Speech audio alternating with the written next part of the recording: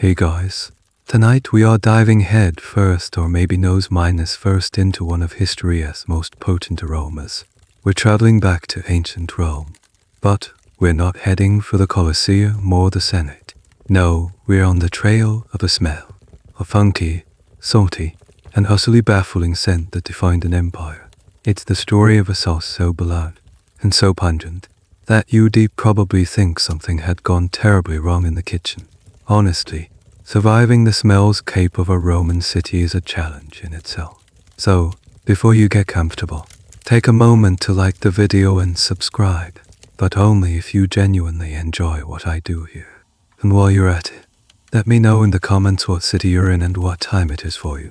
I love seeing where you all are tuning in from. Now, dim the lights, maybe turn on a fan for that soft background hum, and let's ease into tonight's journey together. The first thing that hits you isn't the grandeur of the marble temples or the intimidating sight of a legionary in full armor. It's the smell. You've just arrived in Rome, the heart of the world, sprawling, chaotic, and vibrant metropolis. You step out from under a shaded portico into the relentless sun of a Roman afternoon, and the air is thick enough to chew. It's a complex cocktail of scents. There's the dust kicked up from the outside streets, the sweat of a million bodies packed into the narrow lanes, the sharp tang of animal dung from the nearby Fermented room, the cattle market. Somewhere, a baker has just pulled a fresh batch of flatbread from a wood-fired oven.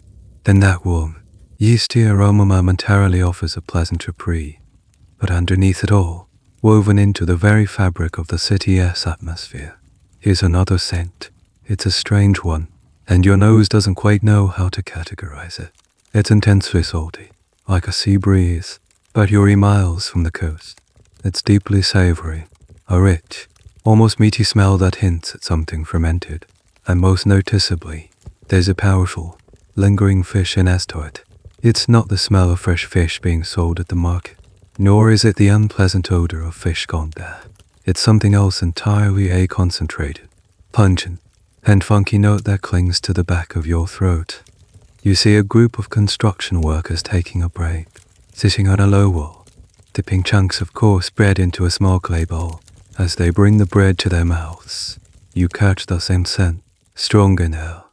You walk past the open door of an insula, one of the towering, rickety apartment blocks that house the city's working class, and the smell wafts out, mixed with the steam of boiling lentils. It's everywhere. It's on the breath of the senator who just pushed past you, and it's in the air around the food stall on the corner selling fried bits of something minus other. This is a fundamental aspect of Roman daily life that often gets lost in the grand narratives of conquests and emperors. The city was a sensory overload, and a huge part of that was the smell of food. For the wealthy, the aroma of roasted dormice stuffed with honey and poppies might drift from their villa. But for everyone, rich and poor alike, this one ubiquitous smell tied the city together. It was the background noise of the Roman palate. You begin to wonder if you're the only one who finds it so noticeable. The locals seem completely oblivious, moving through this scented cloud as if it were plain air. It's a fascinating puzzle that historians and archaeologists still grapple with. What did an ancient city truly smell like? They analyze residue from sewer systems like the Great Cloaca Maxima and study the contents of pottery. But recreating the full smell-scape of a place like Rome remains a work of educated imagination. Did the average Roman find their city overwhelmingly pungent? Or was their tolerance for strong odors simply tuned to a different frequency than ours? The debate continues. Curiosity finally gets the better of you. You approach a vendor selling cool water from a large amphora. You pay for a cup, and as he hands it to you, you gesture vaguely at the air. "What is that smell?" you ask, trying to sound casual. He looks at you, a flicker of amusement in his eyes. HES probably pegged you as a foreigner from some far-flung, flavorless corner of the empire. He shrugs, a gesture that says it's just air. Then he says a single word, a word you don't recognize, but will soon come to know intimately. "Garum," he says, as if that explains everything. It's the taste of Rome. He turns away to another customer, leaving you standing there. The word hangs in the air, just like the smell it represents. You take another deep breath, and this time, the scent feels different. It's no longer just a random, chaotic odor. It has a name. It has an identity. And as you look out at the teeming, bustling life of the capital of the world, you realize you've just been introduced to its soul, one salty, fishy molecule at a time. Garum, the word echoes in your mind as you navigate the crowded street. It's not a Latin word you learn it from dusty scrolls. It feels alive, earthy, spoken with a casualness that implies deep familiarity. You decide you need to know more. If this garum is a food, then the best place to find answers is where food is sold. You follow the flow of people towards a large, colonnade square bustling with activity. This is a Garum, one of Rome's grand indoor markets, a one-stop shop for everything from exotic fruit to freshly butchered meat. The general hum of commerce is louder here, but that strange, fishy salty scent is also more focused, pulling you towards one particular corner. There, you see it, an entire stall dedicated to this mysterious substance. It's not a fishmonger's store, piled high with silvery sea bream and wriggling eels. Instead, it's a display of pottery. Tall, elegant clay jars known as amphorae are lined up at the back, some with pointed bottoms resting in stands, others with flat bases. In front of them are smaller, more manageable clay bottles and flasks, the kind a household might buy. The vendor, a man with leathery skin and arms and dark by the sun, is carefully pouring a liquid from a small jug into a customer's flask. You approach the stall, your eyes scanning the containers. The liquid inside them varies in color. Some hold a dough, almost black, syrupy fluid. Others contain a lighter, umber-colored liquid that seems to catch the light, looking almost like honey or a fine olive oil. This is clearly not just one single product. The vendor finishes with his customer and turns to you, looking for the good stuff. He asks, his voice raspy, from Beatica, or maybe the finest from Antipolis. He as a salesman, trying to gauge your budget. You shake your head. I want to understand. You say simply, what is it? He chuckles, a dry, rustling sound, new to the city. There, my friend, is the lifeblood of our kitchens. It is garum. He picks up a small, sealed clay pot. It is the taste of the sea, captured in a bottle. But how is it made? You press. He leans in, a conspiratorial glint in his eye. You want the secret. It's no secret, really. It's just sun, salt, and fish. He gestures to the variety of jars. You take fish, not the prime cuts. You understand. You take the bits others might throw away, the guts, the heads, the gills, the blood, all the parts with the most flavor. For the best garum, we use mackerel or tuna. Your stomach does a little flip, but you keep your expression neutral. Fish gods, so the smell wasn't your imagination. Then, he continues, you layer it in a great big tank with salt. Lots of salt. 1 part salt for every 3 parts fish. The salt is key. It stops it from rotting. You see, he preserves it. He explains that the salt draws the water out of the fish, creating a super concentrated brine where the fish's own enzymes break down its proteins. The fish essentially digests itself in a super salty bath, a process modern science calls autolysis. And then you just leave it.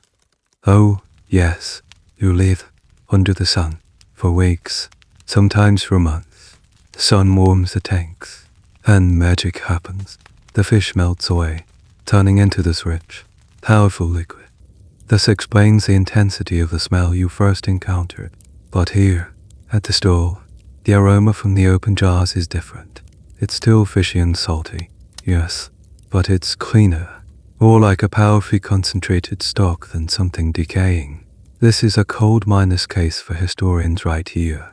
When ancient writers like Seneca the Younger complained about the foul stench of garum, were they talking about the finished product on the dinner table, or the notoriously smelly factories that, per law, had to be located outside of city limits? The academic world is still split on whether the final sauce was considered pungent but pleasant, or if Romans just had a much higher tolerance for what we'd consider an off-putting smell. The vendor seems to read your mind. You're rethinking of the smell of the making. That is strong, he admits with a grimace. But the final product? This, he says, holding up a flask of the clear, amber liquid, is different. It's not fishy. It's savory. It makes everything taste more like itself. He explains that the solids, the leftover bones and undisturbed bits, are pressed out, sometimes sold as a cheap, pasty condiment called OEC, but the liquid that is drained off, that is the prize. It's liquid gold, he says, his voice dropping with reverence. It brings out the flavor in meat. It enriches vegetables. It turns a simple bowl of porridge into a meal. There is a reason we ship this all over the world, from the cold shores of Britannia to the deserts of Syria. It is the very essence of flavor. You look at the small bottles of the finest, amber-colored garum. They are stoppered and sealed with wax. They look less like a condiment and more like a precious potion.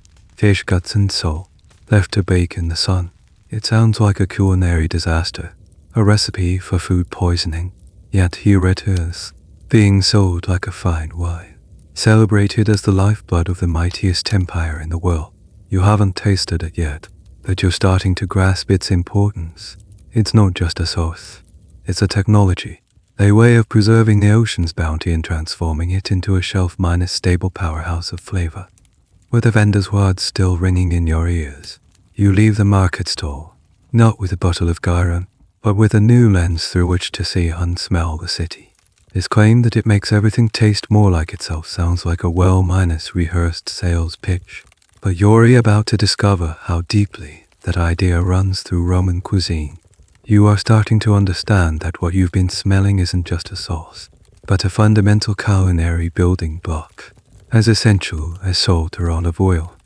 You wander away from the Grand Mac element into the labyrinth of streets that make up the sub-URA, a densely populated, working-class neighborhood. Here, life spills out onto the cobblestones.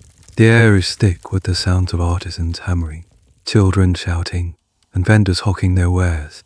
And, of course, the smell of cooking. But now, your newly educated nose can pick out that distinct garum note everywhere, a constant, savory baseline beneath all the other aromas. You stop at a thermopolium, the ancient equivalent of a fast-food joint. It's a simple affair along L-shaped counter with large earthenware pots, or doulia, set into the countertop. A charcoal brazier keeps the contents of the pots warm. The proprietor, a stout woman with flour on her cheeks, is busy ladling out stew for a line of customers. You join the queue, observing. The menu is simple and hearty. There's a thick lentil porridge, a stew of chickpeas and grains, and some kind of sausage simmering in a dark sauce. When it's your turn, you point to the lentil porridge, as the woman scoops a ladle of fuel into a simple clay bowl. You watch her reach for a small, unassuming jug on the counter. She uncorks it and, with a practiced flick of the wrist, adds a small splash of dark liquid to the porridge before handing it to you.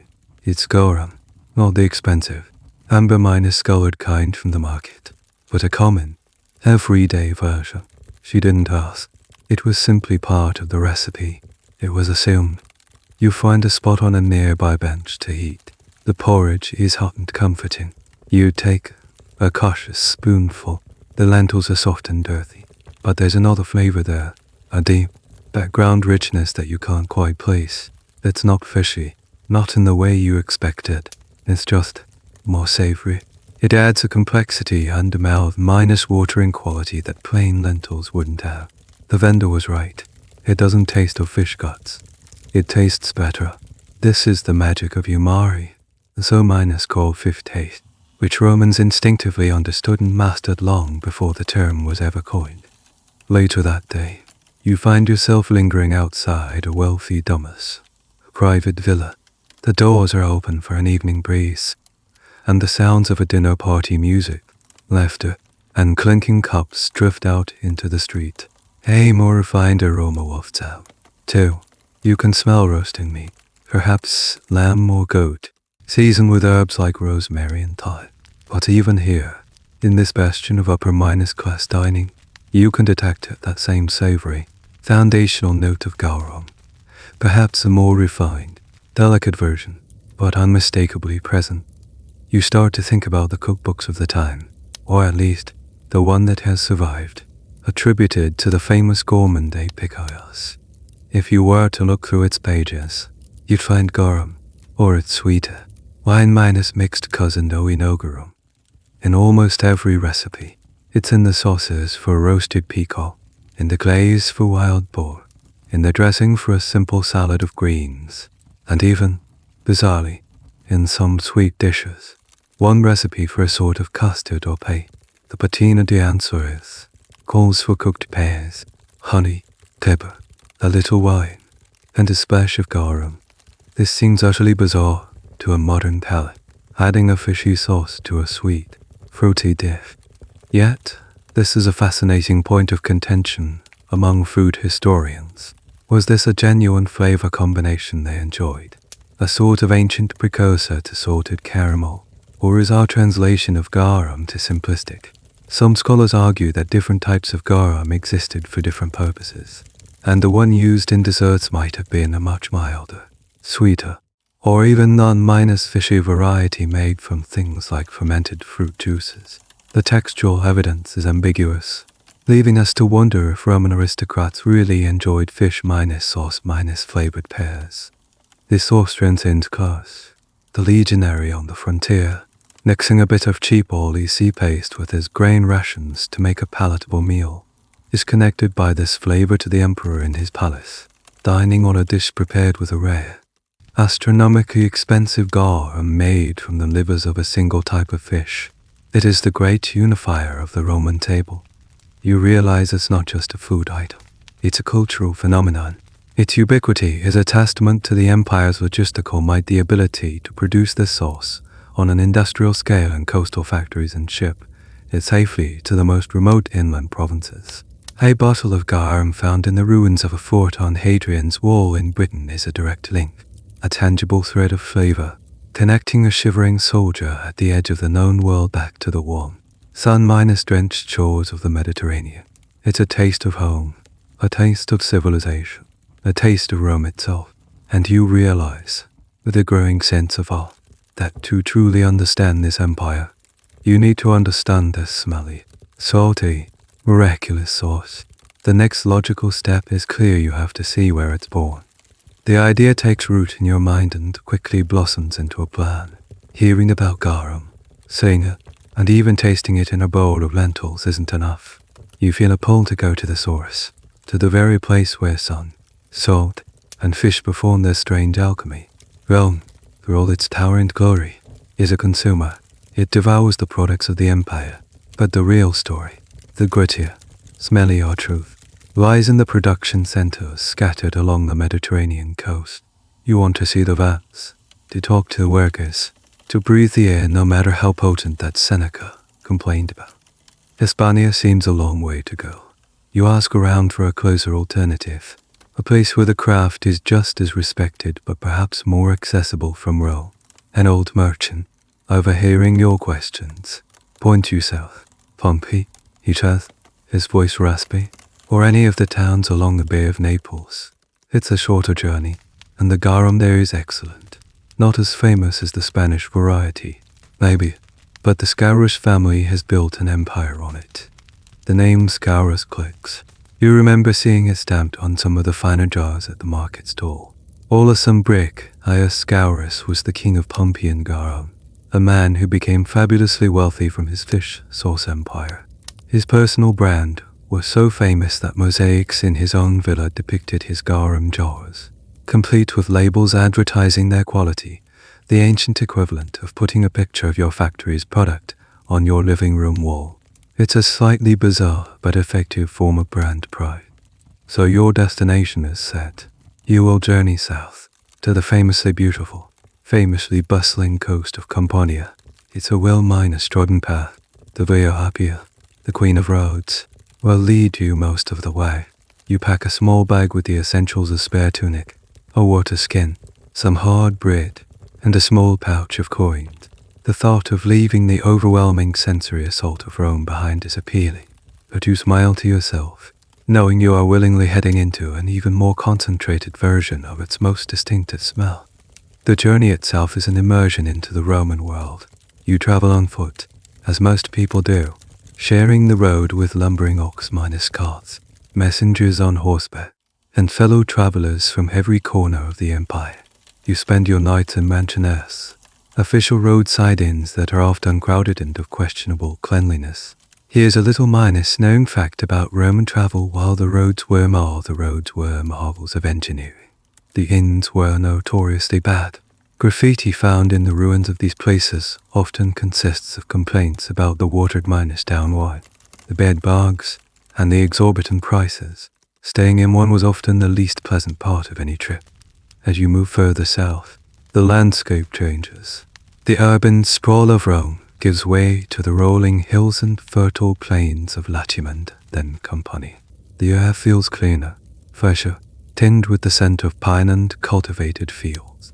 You pass vast vineyards, the source of the famous F.A.L.O.N.I. and wine, and groves of olive trees whose fruit will be pressed into the liquid gold that rivals Garum in importance.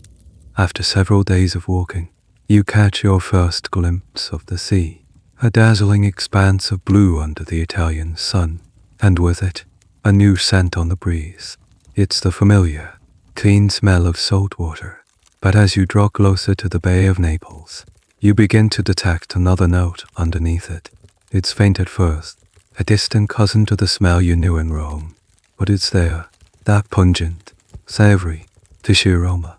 It's not coming from a single source but seems to hang in the very atmosphere of the coastline. The debate among geographers and historians is whether these factories truly polluted the air for miles around, or if their smell was more localized.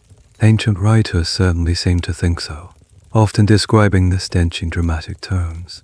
But was this literary exaggeration for effect, or a statement of fact?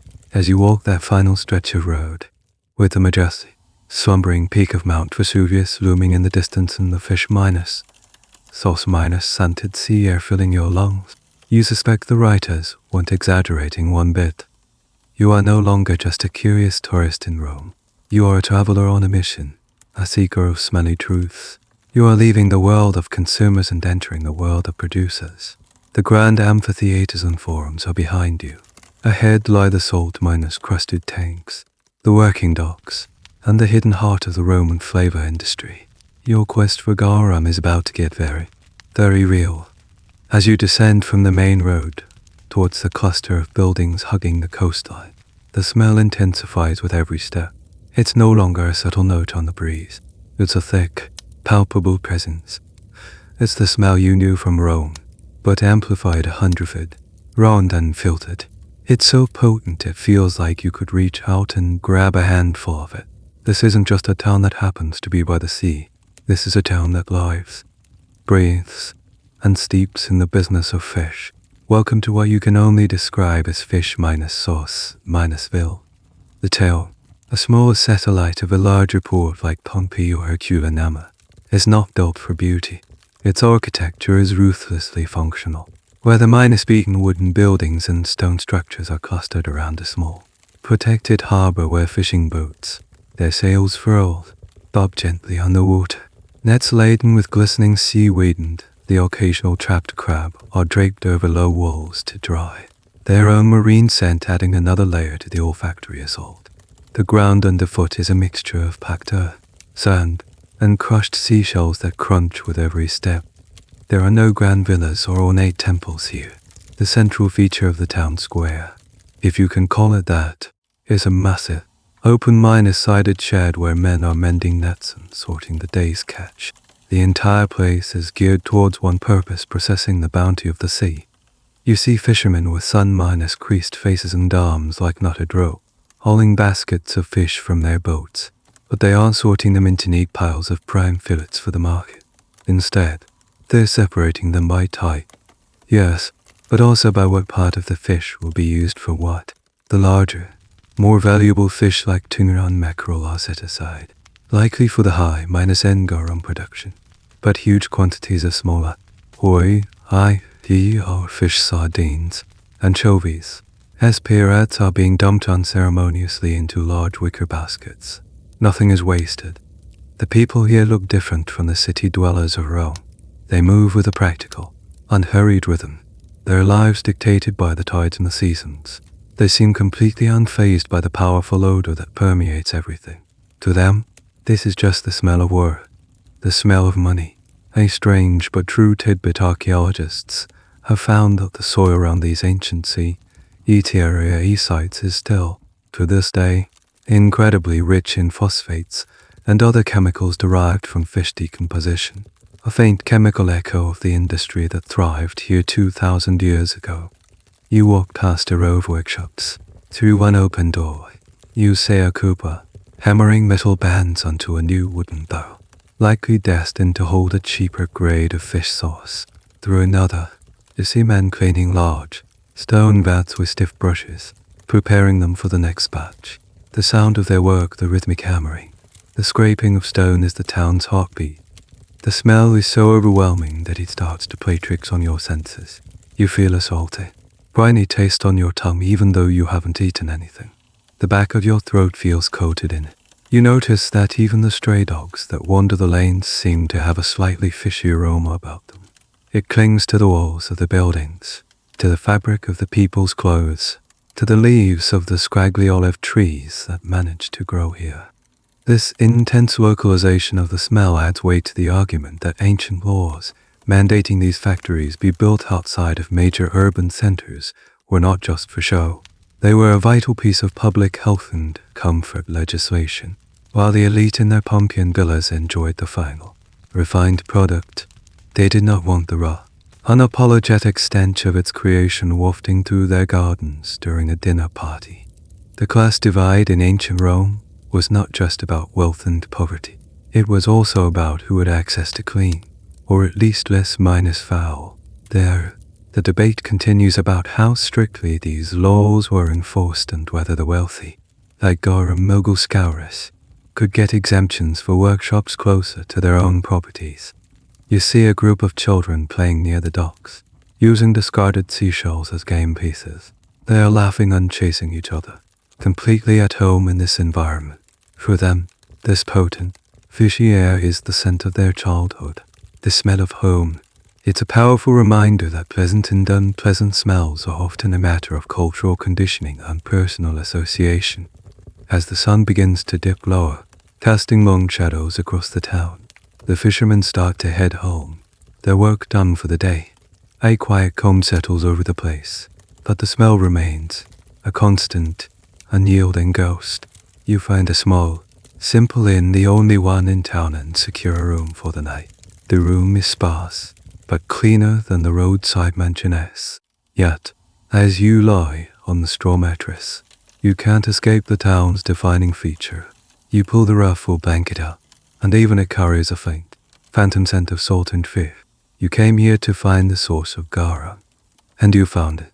You are sleeping in its cradle, and as you drift off, you have a feeling that even your dreams will be seasoned with the smell of the sea. The next morning, you wake early, not to the sound of a rooster, but to the renewed bustle of the town and the ever-present, pervasive smell. Determined to see the process from the very beginning, you make your way towards the largest and most organized looking at the area, the one likely responsible for the high quality stuff. After a bit of negotiation with a stern looking from a small pouch of coins changing hands helps to grease the wheels of commerce, you're granted permission to observe, on the condition that you stay out of the way. You're led to a large, open courtyard, paved with flagstones. In the center of this courtyard are the instruments of this strange alchemy, a series of large, square vats. They are built directly into the ground. There are stone or brick walls lined with a special type of waterproof mortar called opus sininum. This mortar, a Roman invention made by mixing crushed pottery and tiles with lime, is incredibly durable and non-reactive, crucial for a process involving so much salt and fermentation. It's a testament to Roman engineering that many of these vats remain perfectly preserved in archaeological sites today. This is where the magic, or what passes for it, begins.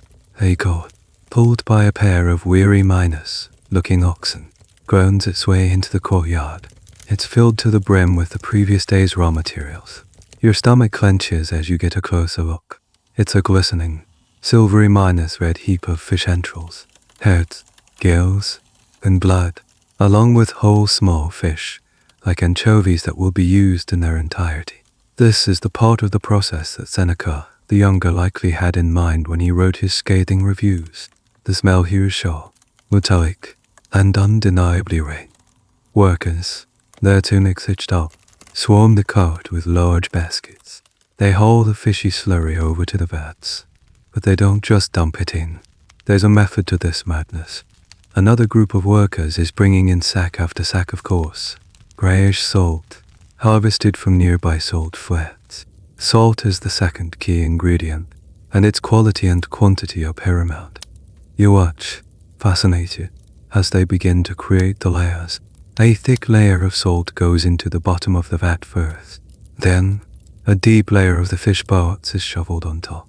Then another layer of salt, another of fish, and so on, until the vat is nearly full. The foreman explains the ratio to you, confirming what the vendor in Rome told you: roughly 3 parts fish to 1 part salt. Any less salt, and the mixture would simply rot into a putrid, unusable mess.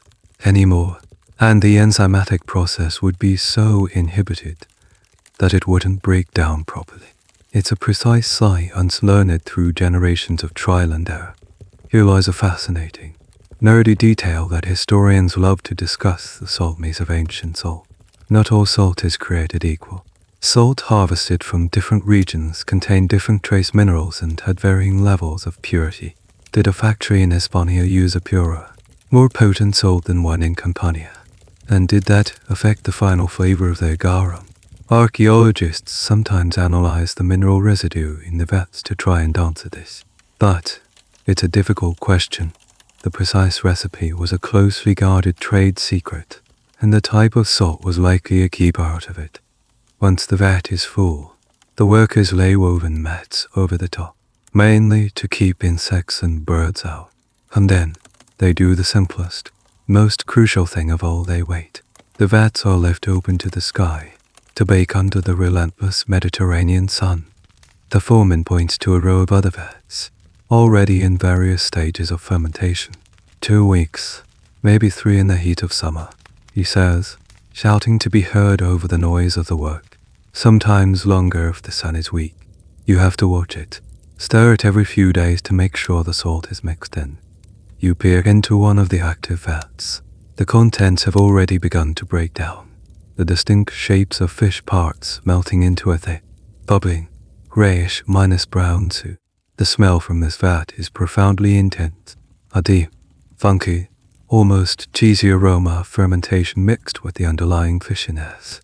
It's not a smell of decay, exactly, but a smell of powerful, active transformation. It's the smell of proteins being systematically dismantled by enzymes and converted into amino acids, most notably glutamate, the source of that savory umami flavor. You realize you are witnessing an ancient form of biotechnology. These people, without any knowledge of microbiology or chemistry, had perfected a way to harness natural processes to create a product of immense value. They understood the interplay between organic matter, soil, and temperature. They were, in their own way, master food scientists. The sun provides the heat, the salt provides the control, and the fish provide the substance. It's a simple, elegant, and profoundly smelly triangle of creation. And as you stand there, watching the workers fill another vat, you know that the real work has just been handed over to a much older, more powerful fish time itself. Days turn into weeks. You settled into a rhythm in the small coastal town, becoming a familiar, if slightly strange, observer. You've watched new batches of fish and salt get layered into the vats, and you've seen others, which were already fermenting when you arrived, reach the final stages of their transformation. The foreman, a man named Lucius who has warmed to your persistent curiosity, occasionally shares nuggets of wisdom. He tells you that the waiting is the hardest part. You can trust the sun, he says with a shrug, wiping sweat from his brow. This period of waiting is where the true magic of garum production lies. It is a slow, patient process, entirely dependent on the environment. On hot, clear days, you can almost see the heat shimmering above the vats, and you know the process is accelerating. On cool, overcast days, the transformation slows down. The workers come by every few days with long wooden paddles, bigger than boat oars, and slowly stir the thick, pungent slurry in each vat. This is crucial, Lucius explains, to ensure the salt remains evenly distributed and to prevent any pockets of spoilage from forming on the surface. The smell of the courtyard changes over time. The initial shock, metallic odor of fresh fish blood and guts gradually mellows and deepens. It becomes less like a slaughterhouse and more like a cheese minus maker's cellar. If that cellar were located inside a whale, it's a complex, evolving aroma of fermentation, a testament to the powerful chemical reactions happening just below the surface. You're witnessing the birth of flavor. Lucius points to one specific vat, which has been sitting under the sun for nearly 2 months. The mixture inside is no longer a chunky slurry. It has resolved into a dark, opaque liquid with a thick layer of sediment at the bottom. This one is almost ready, he says, his voice tinged with the satisfaction of a craftsman nearing the end of a long project. This waiting period highlights a key aspect of the Roman economy that is often overlooked: its seasonal nature. The best garum could only be made during the warmest months of the year, from late spring to early autumn, when the sun was strong enough to properly heat the vats.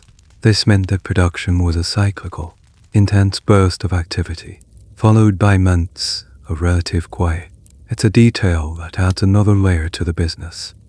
A bad summer, with lots of rain and clouds, could be disastrous for a garum producer, affecting the quality and quantity of their entire year's output. Historians have debated the exact length of this fermentation period. Ancient sources are frustratingly vague, mentioning anything from a few weeks to several months. The truth is, it likely varied enormously. The type of fish used, the ambient temperature, the amount of salt, and the desired quality of the final product all played a role. A cheap, quickly made garum from small fish might be ready in 20 days.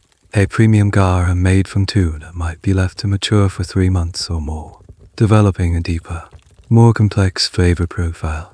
This is one of those it depends answers that historians often have to give.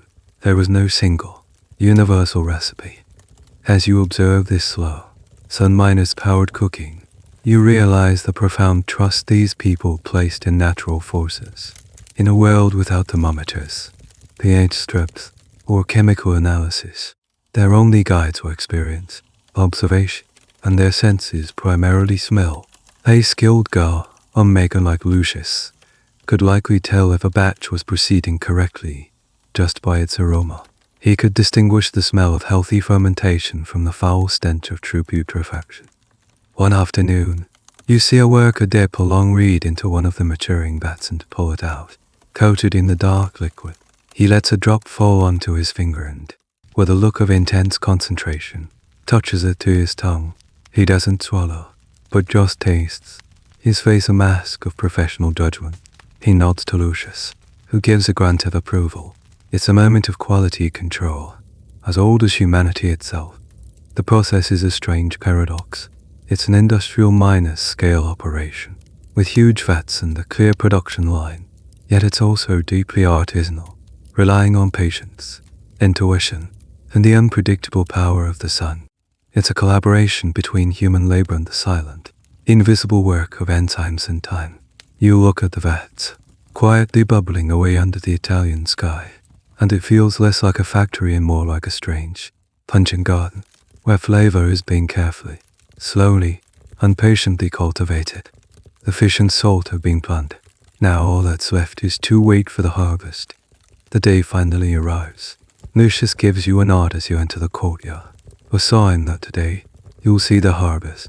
The vat, HED pointed out earlier, the one that had been fermenting for nearly 2 months, is the center of attention. The workers aren't carrying paddles today. They're carrying fine meshed baskets, almost like sieves, and a collection of clean amphorae and smaller jugs. The air is thick with anticipation. This next step, Lucius explained, is the most delicate part of the entire process. It's where the different grades of garum are separated. The quality of the final product is not just about what goes in, but how it comes out. One of the workers takes a large, shallow ladle and carefully, gently, skims the very top layer of the liquid in the vat. This liquid is clearer and lighter in color than the rest of the murky soup below. It's a rich, translucent umber, the result of the finest oils and lightest proteins rising to the surface during the long, slow fermentation. He doesn't disturb the liquid too much, just skims this top layer and pours it through a fine cloth filter into a small, elegant clay jug. That, Lucius says, his voice low and reverent, is the best. The first draft, he tells you it's named Foscari, literally the flower of garum. This is the stuff of legends, the garum that would have graced the emperor's table. It's the equivalent of extra minus virgin olive oil, the first cold press.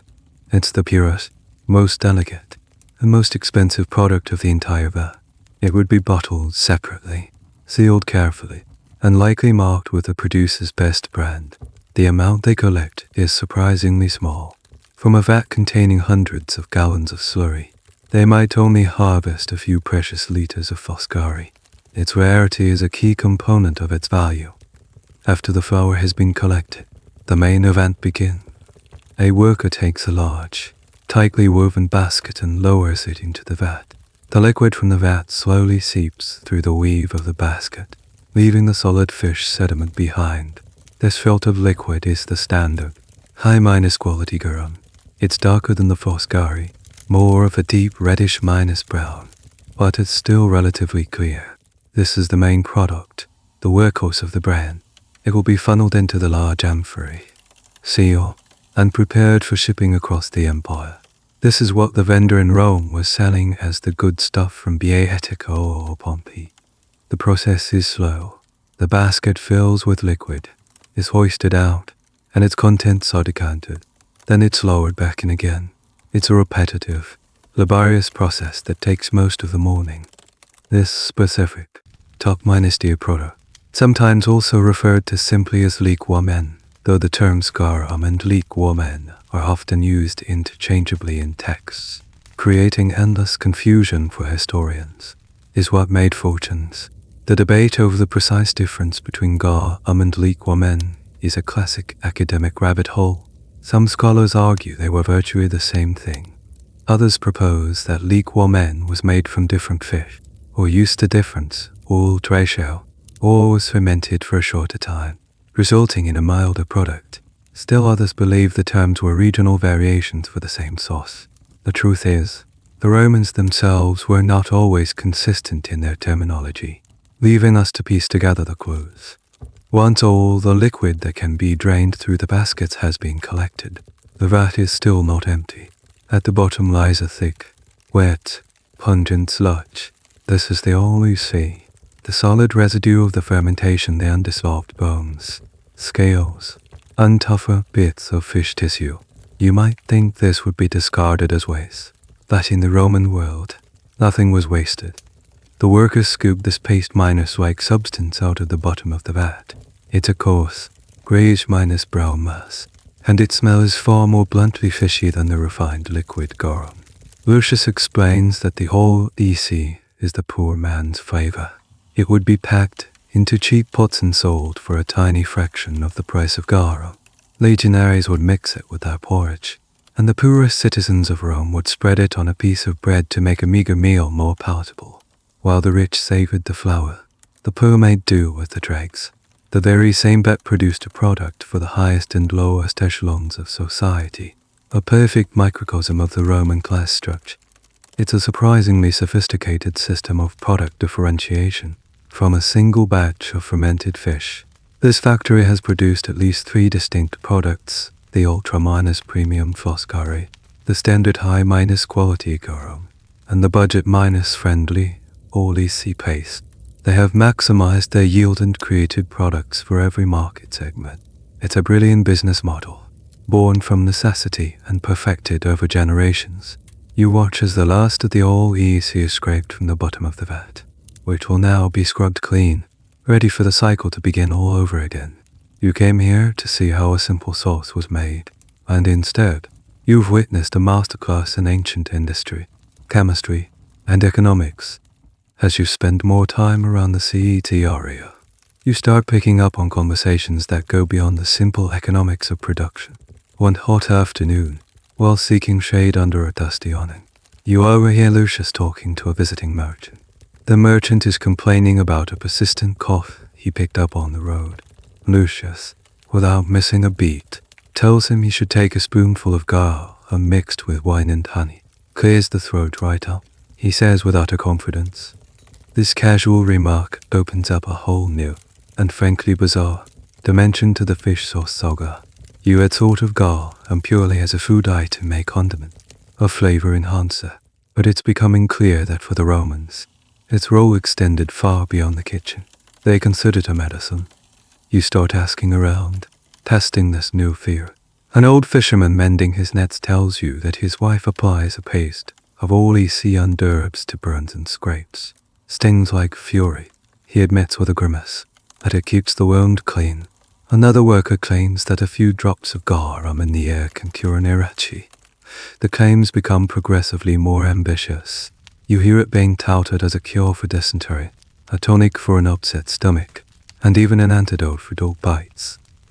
It sounds like pure superstition, the kind of folk remedy you'd expect from a pre-minus scientific society.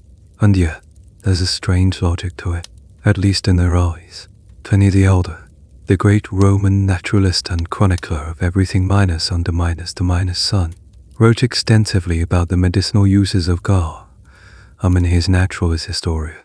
He listed it as a remedy for conditions ranging from sciatica to mange on sheep, and even as a treatment for melancholy.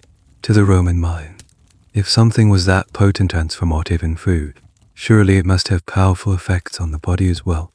This is where things get interesting for modern science. While treating a dog bite with fish sauce is obviously not recommended, some of the Roman beliefs might have had a kernel of truth. Garum is incredibly rich in minerals and, most importantly, B vitamins, which are created during the fermentation process. A spoonful of garum would have provided a significant nutritional boost, especially for the poor, whose diets were often deficient in essential nutrients. So, while it wouldn't cure a cough, the nutritional value might have helped a person's body fight off an illness more effectively. It was less a medicine and more of an ancient nutritional supplement. The idea of using it on wounds is also not entirely without merit. The extremely high salt content of garum would have made it a powerful antiseptic.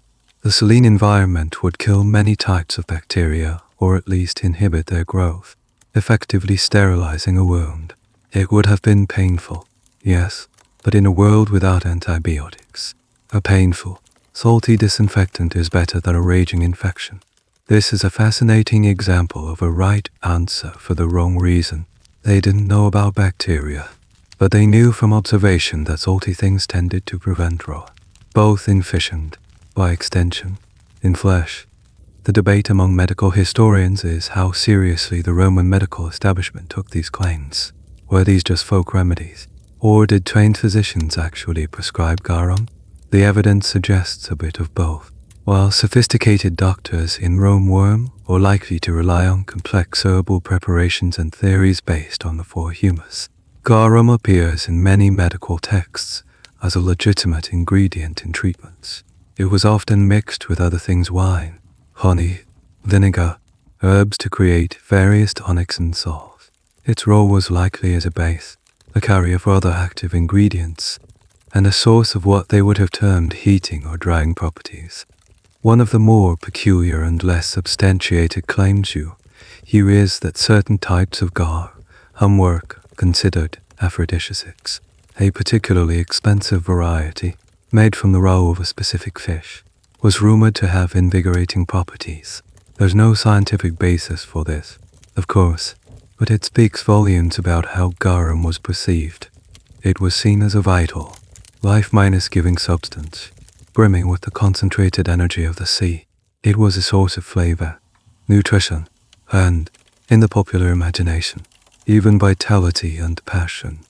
You look at the rows of amphorae, filled with the dark, pungent liquid, in a new light. These jars don't just contain a condiment. They contain the Roman equivalent of a patent medicine, a cure minus all, a veritable snake oil from the sea. It's a pharmacy as much as a pantry. This realization deepens your understanding of why it was so indispensable. It wasn't just that they liked the taste.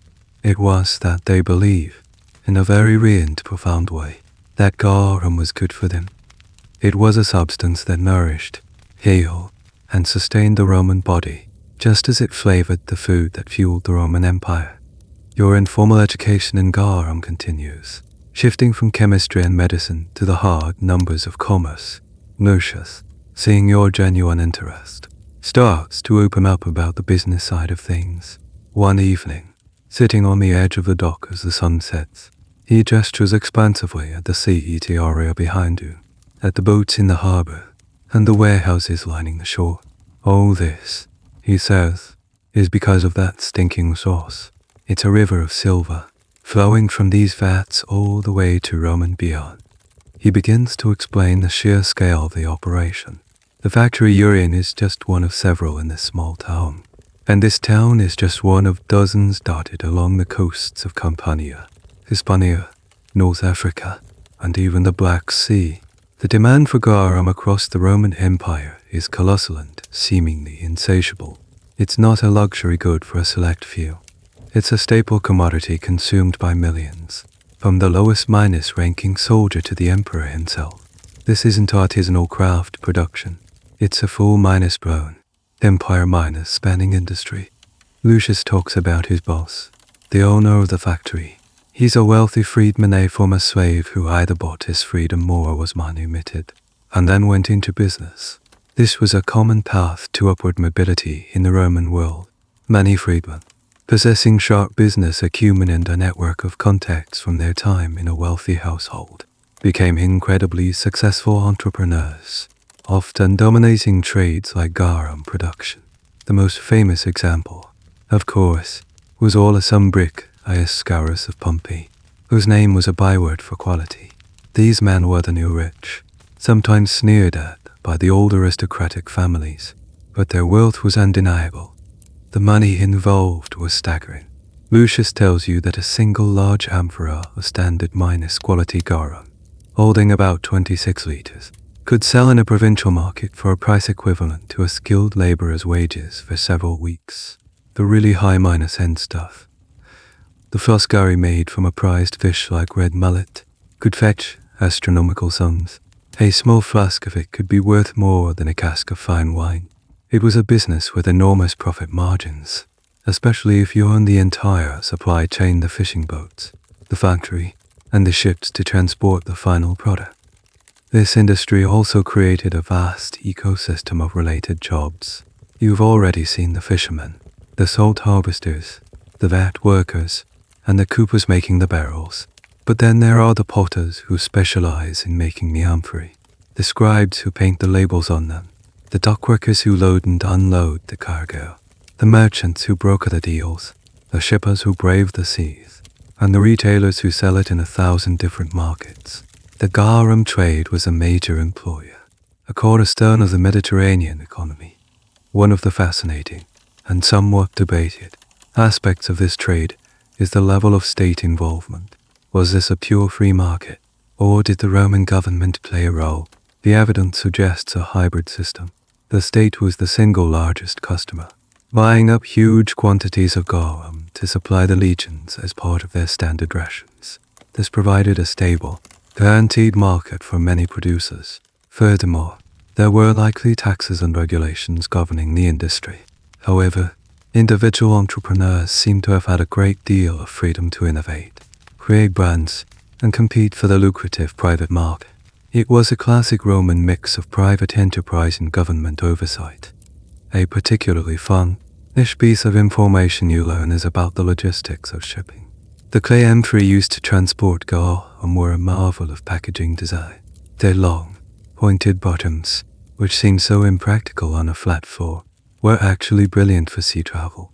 They could be packed tightly together in the hold of a ship, nestled in sand or straw, their shape creating a stable, interlocking matrix that was resistant to shifting in rough seas. They were the ancient world's version of the shipping container, standardized, stackable, and durable. Lucius tells you stories of fortunes made and lost. A producer who managed to secure a military contract could become wealthy overnight. A merchant whose ship sank in a storm, taking a cargo of premium garum to the bottom of the Mediterranean, could be ruined. It was a high minus risk, high minus reward business. The vast profits attracted ambitious players, leading to fierce competition between different production centers. A producer in Lusitania, modern Portugal, would be in direct competition with one in Leptis Magna in Libya, each claiming their sauce was superior. As Lucius talks, you look out at the darkening sea. You imagine the trade routes crisscrossing the water, a vast web connecting this small, smelly town to the furthest reaches of the known world. You picture the ships, their holds filled with these precious, pungent jars, sailing for Britain, for Gaul, for Egypt, for Syria. Garum wasn't just a sauce. It was a potent economic engine. It turned a perishable resource fish into a stable, transportable, and incredibly valuable commodity. The stinking, fermented liquid was, in a very real sense, one of the key lubricants of the mighty Roman economic machine. One afternoon, you wander into a warehouse near the docks where finished amphorae of garum are being stored before shipment. The sheer number of them is overwhelming. A Turco army standing in silent, fragrant rows. As you walk through the narrow aisles, you notice that the jars aren't blank. Nearly every one of them bears some form of marking, painted on the neck or shoulder in black or reading. You've seen these before in the market in Rome, but here, at the source, you can see the process firsthand. In a corner of the warehouse, a man sits on a low stool with a pot of ink and a reed brush. He is not a fine artist, but a practiced, efficient scribe. A worker rolls an amphora in front of him, and with a few quick, deft strokes, he paints a series of letters and symbols onto the clay surface. This, you learn, is the titula spectus, the painted title or label. It's the jar's passport, its birth certificate, and its resume, all rolled into it. The scribe, a talkative fellow named Marcus, is happy to explain his work. People need to know what they're buying, he says, dipping his brush. Is it the good stuff? Who made? Where's it from? It's all right here. He points to the jar he just finished. See this? G. That's C-I-U-R-I. That stands for Garum Ficits Cauris, or Scaurus Meatis Garum. It's the brand name, a mark of quality that the famous Pompeian producer put on his products.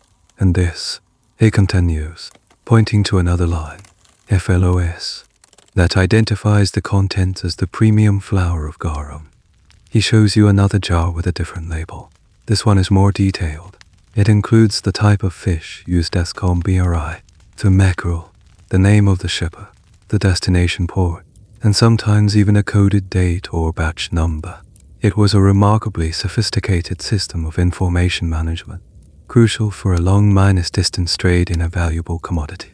These tituli picti are an absolute treasure trove for historians and archaeologists, because the ink was applied after the jar was fired. It's not as permanent as a stamp pressed into the wet clay, but when preserved in the right conditions, like being buried in the ash of Pompeii or lost in a shipwreck, they provide an incredibly detailed snapshot of Roman commerce. They are the ancient equivalent of a modern barcode or shipping label. A weirdly specific detail you learn from Marcus is about the ink. The black ink was typically made from carbon black soot mixed with a binder like gum arabic, while the red ink came from ochre, a natural clay earth pigment. The choice between red and black wasn't just aesthetic. Sometimes it could signify different information, though the code is now lost to us. By studying thousands of these labels found across the empire, researchers can reconstruct ancient trade routes with amazing precision. They can tell that a specific producer in southern Spain was exporting heavily to Rome, but also had a secondary market in Gaul. They can track the commercial dominance of certain brands and see how it changed over time. For example, the analysis of tituli picti on Monte Testaccio in Rome, a giant artificial hill, made entirely of discarded amphory, has revealed that for a certain period, the vast majority of the city's imported goods came from Hispania Beatica. The debate among scholars often revolves around interpreting the more cryptic parts of these labels. What do the various 3-letter abbreviations mean? Do they refer to the names of freedmen who managed the workshops, the estates where the fish were sought, or something else entirely? A symbol that looks like a palm branch might signify a prize minus winning back, or it could be the personal mark of a specific merchant. Deciphering these is like solving a giant empire minus wide Sudoku puzzle.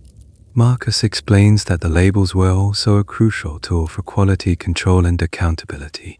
If a shipment arrived and the garum was spoiled, the label would immediately tell the buyer who was responsible, the producer. It protected the consumer and forced the producer to maintain standards. This system helped to build trust and brand loyalty in a vast, anonymous marketplace. A customer in Roman London might never meet the person who made his fish sauce, but by recognizing the name SCAURUS on the jar, he felt a connection and an assurance of quality. You spend the rest of the afternoon just looking at the jars, marveling at this simple, elegant system. Each painted label tells a story. This jar is destined for a military outpost on the German frontier.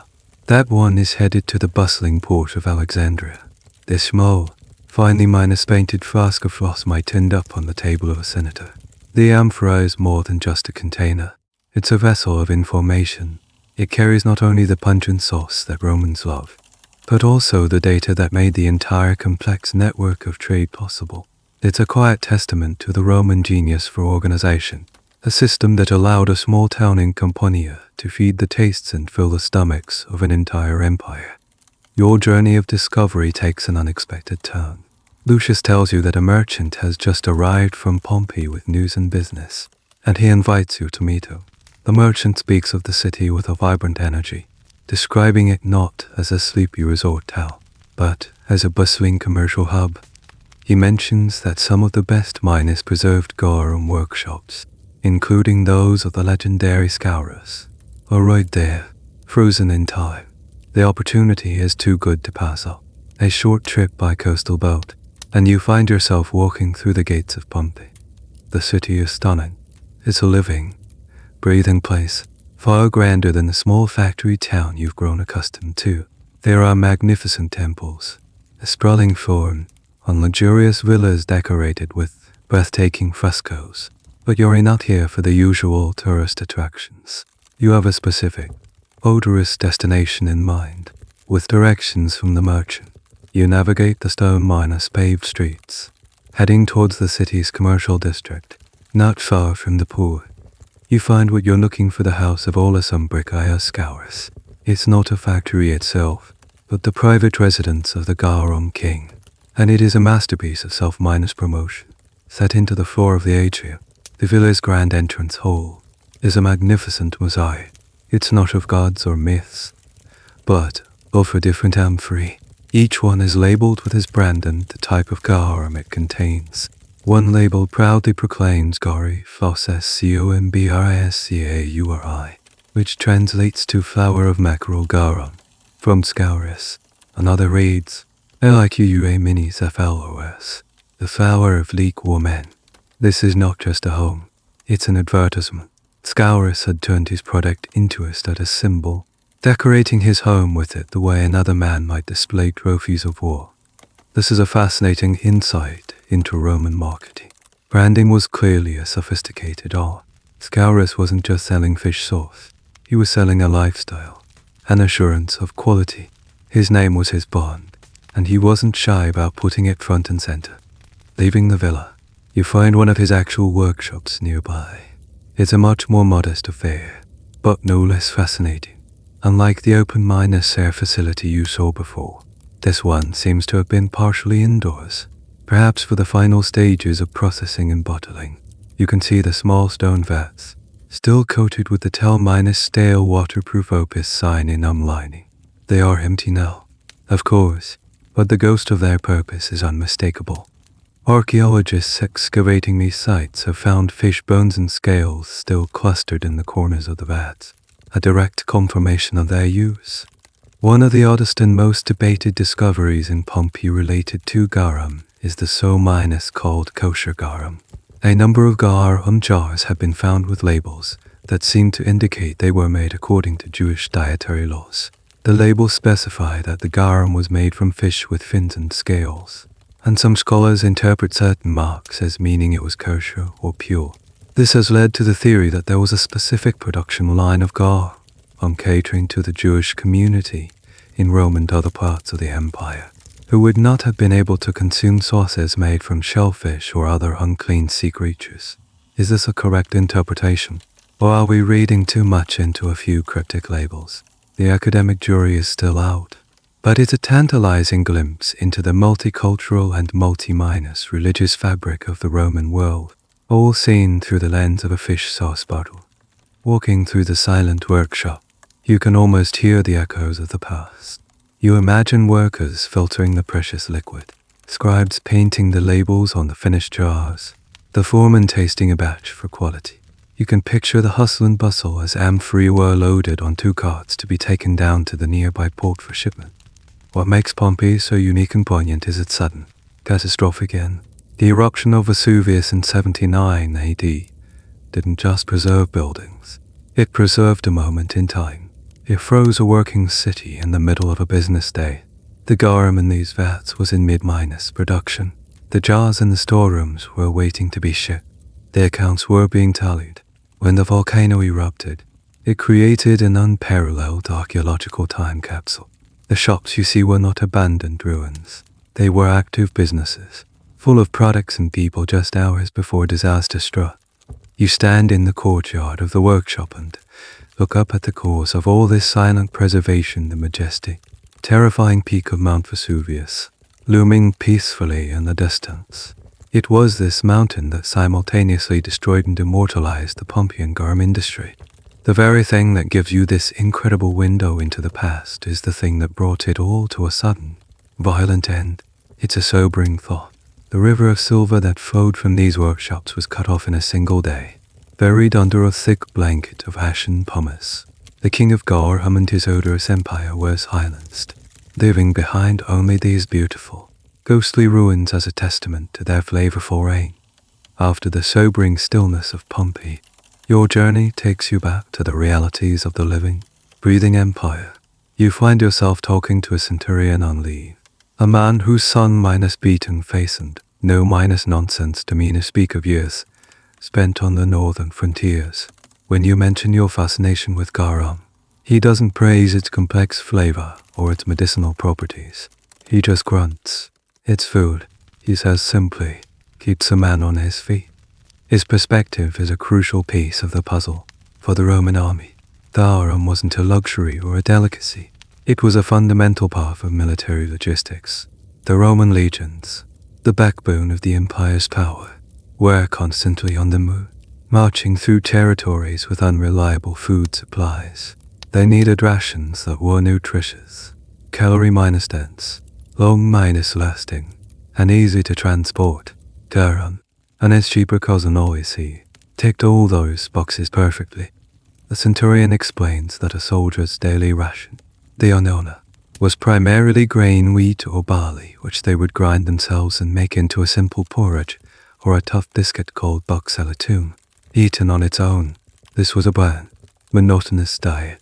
A splash of garum or a spoonful of olive paste transformed it. It added a powerful savory flavor, making the daily gruel far more palatable. More importantly, it added a vital dose of salt, which is crucial for replacing what's lost through sweat during hard marches. And as you learned earlier, it provided a boost of protein and B vitamins, helping to stave off malnutrition. This is why the Roman state was the single biggest buyer of garum. The quartermasters of the army would place huge, standing orders with producers in Hispania and North Africa. The military supply chain was a marvel of organization, and garum was one of its most important cargoes.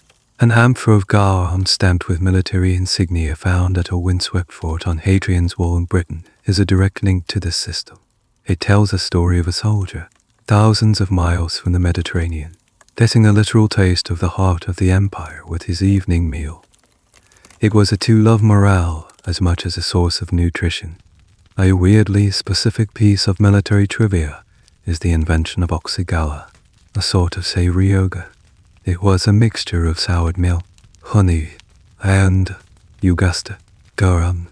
It sounds like an absolutely bizarre combination to us, but for a soldier on campaign, it would have been a nutritious, easily digestible, and flavorful meal, combining protein, probiotics, sugar, and salt in one convenient, if challenging, package. The centurion talks about life on the frontier. He says that when fresh food was scarce during a long winter siege, a soldier's meal might be nothing more than hardtack biscuits dipped in a mixture of water and garum. It wasn't pretty, but it provided the sustenance needed to fight. In this context, garum wasn't about pleasure. It was about survival. It was a force multiplier, a compact and efficient way to deliver flavor and essential nutrients to hundreds of thousands of troops scattered across a vast territory. The use of garum in the military raises an interesting question that military historians and food scientists still debate. Was there a specific military-grade garum? The evidence seems to suggest so. The army likely wouldn't have been buying the delicate and expensive Foscari. They would have been buying a robust, strong, and likely very salty version produced in bulk. The primary concern would have been shelf minus life and nutritional content, not subtle flavor notes.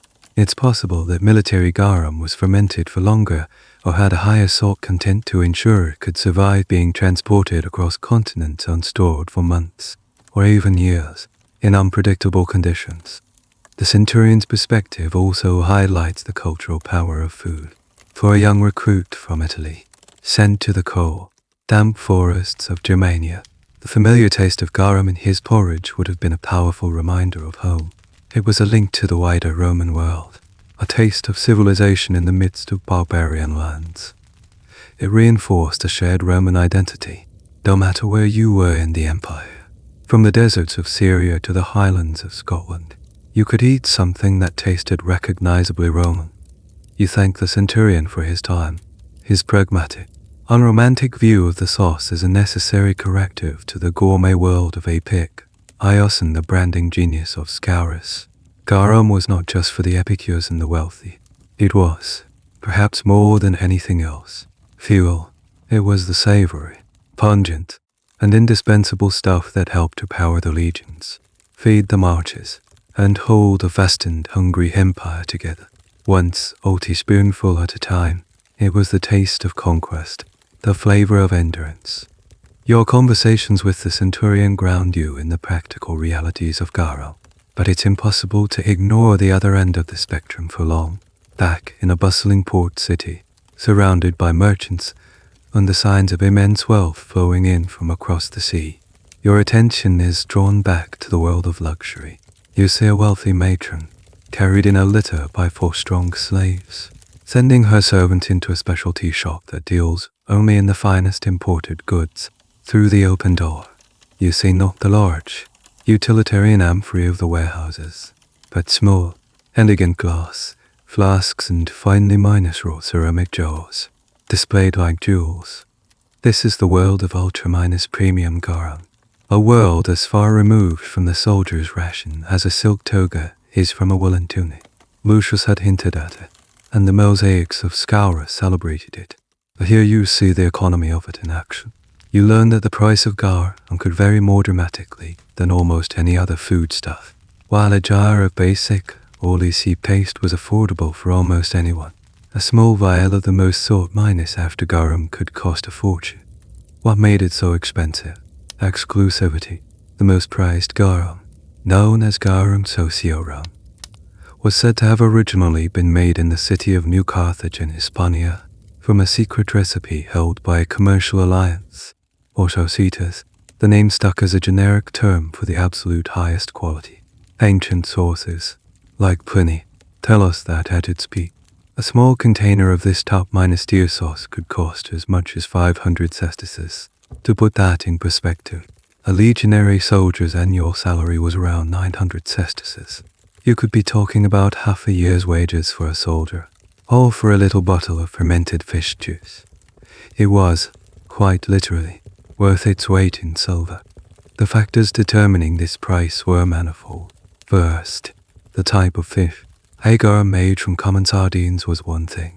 A garum made exclusively from the livers of red mullet, or the gills of a specific type of tuna caught only at a certain time of year, was another thing entirely.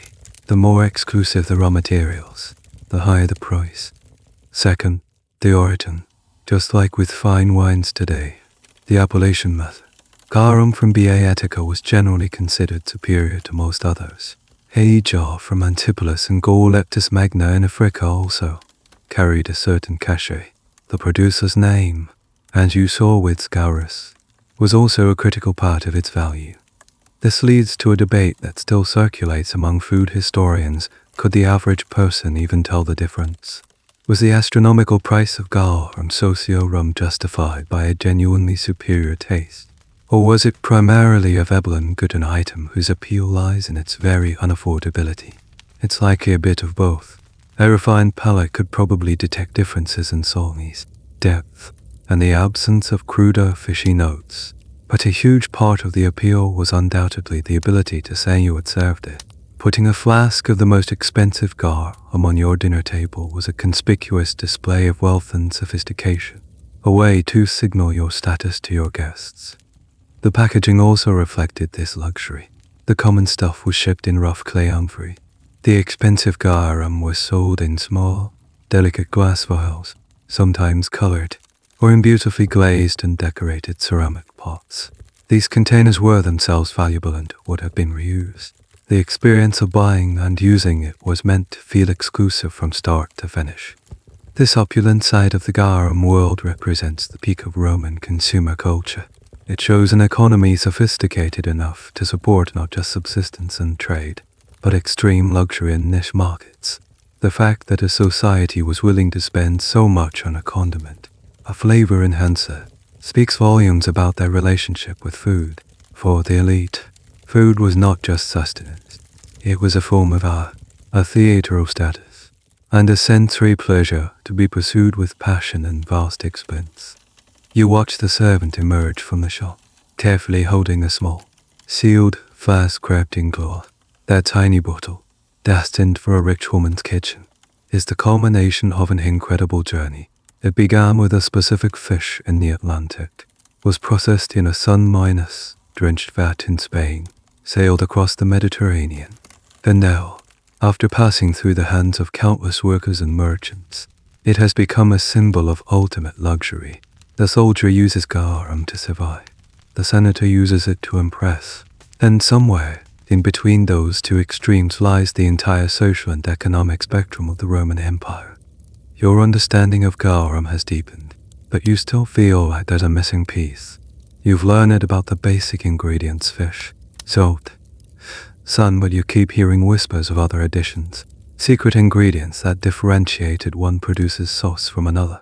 At the luxury merchant's stall, he hinted that the garum from Antipholus had a unique herbal note. The centurion mentioned a version he once had in the East that tasted faintly of spices.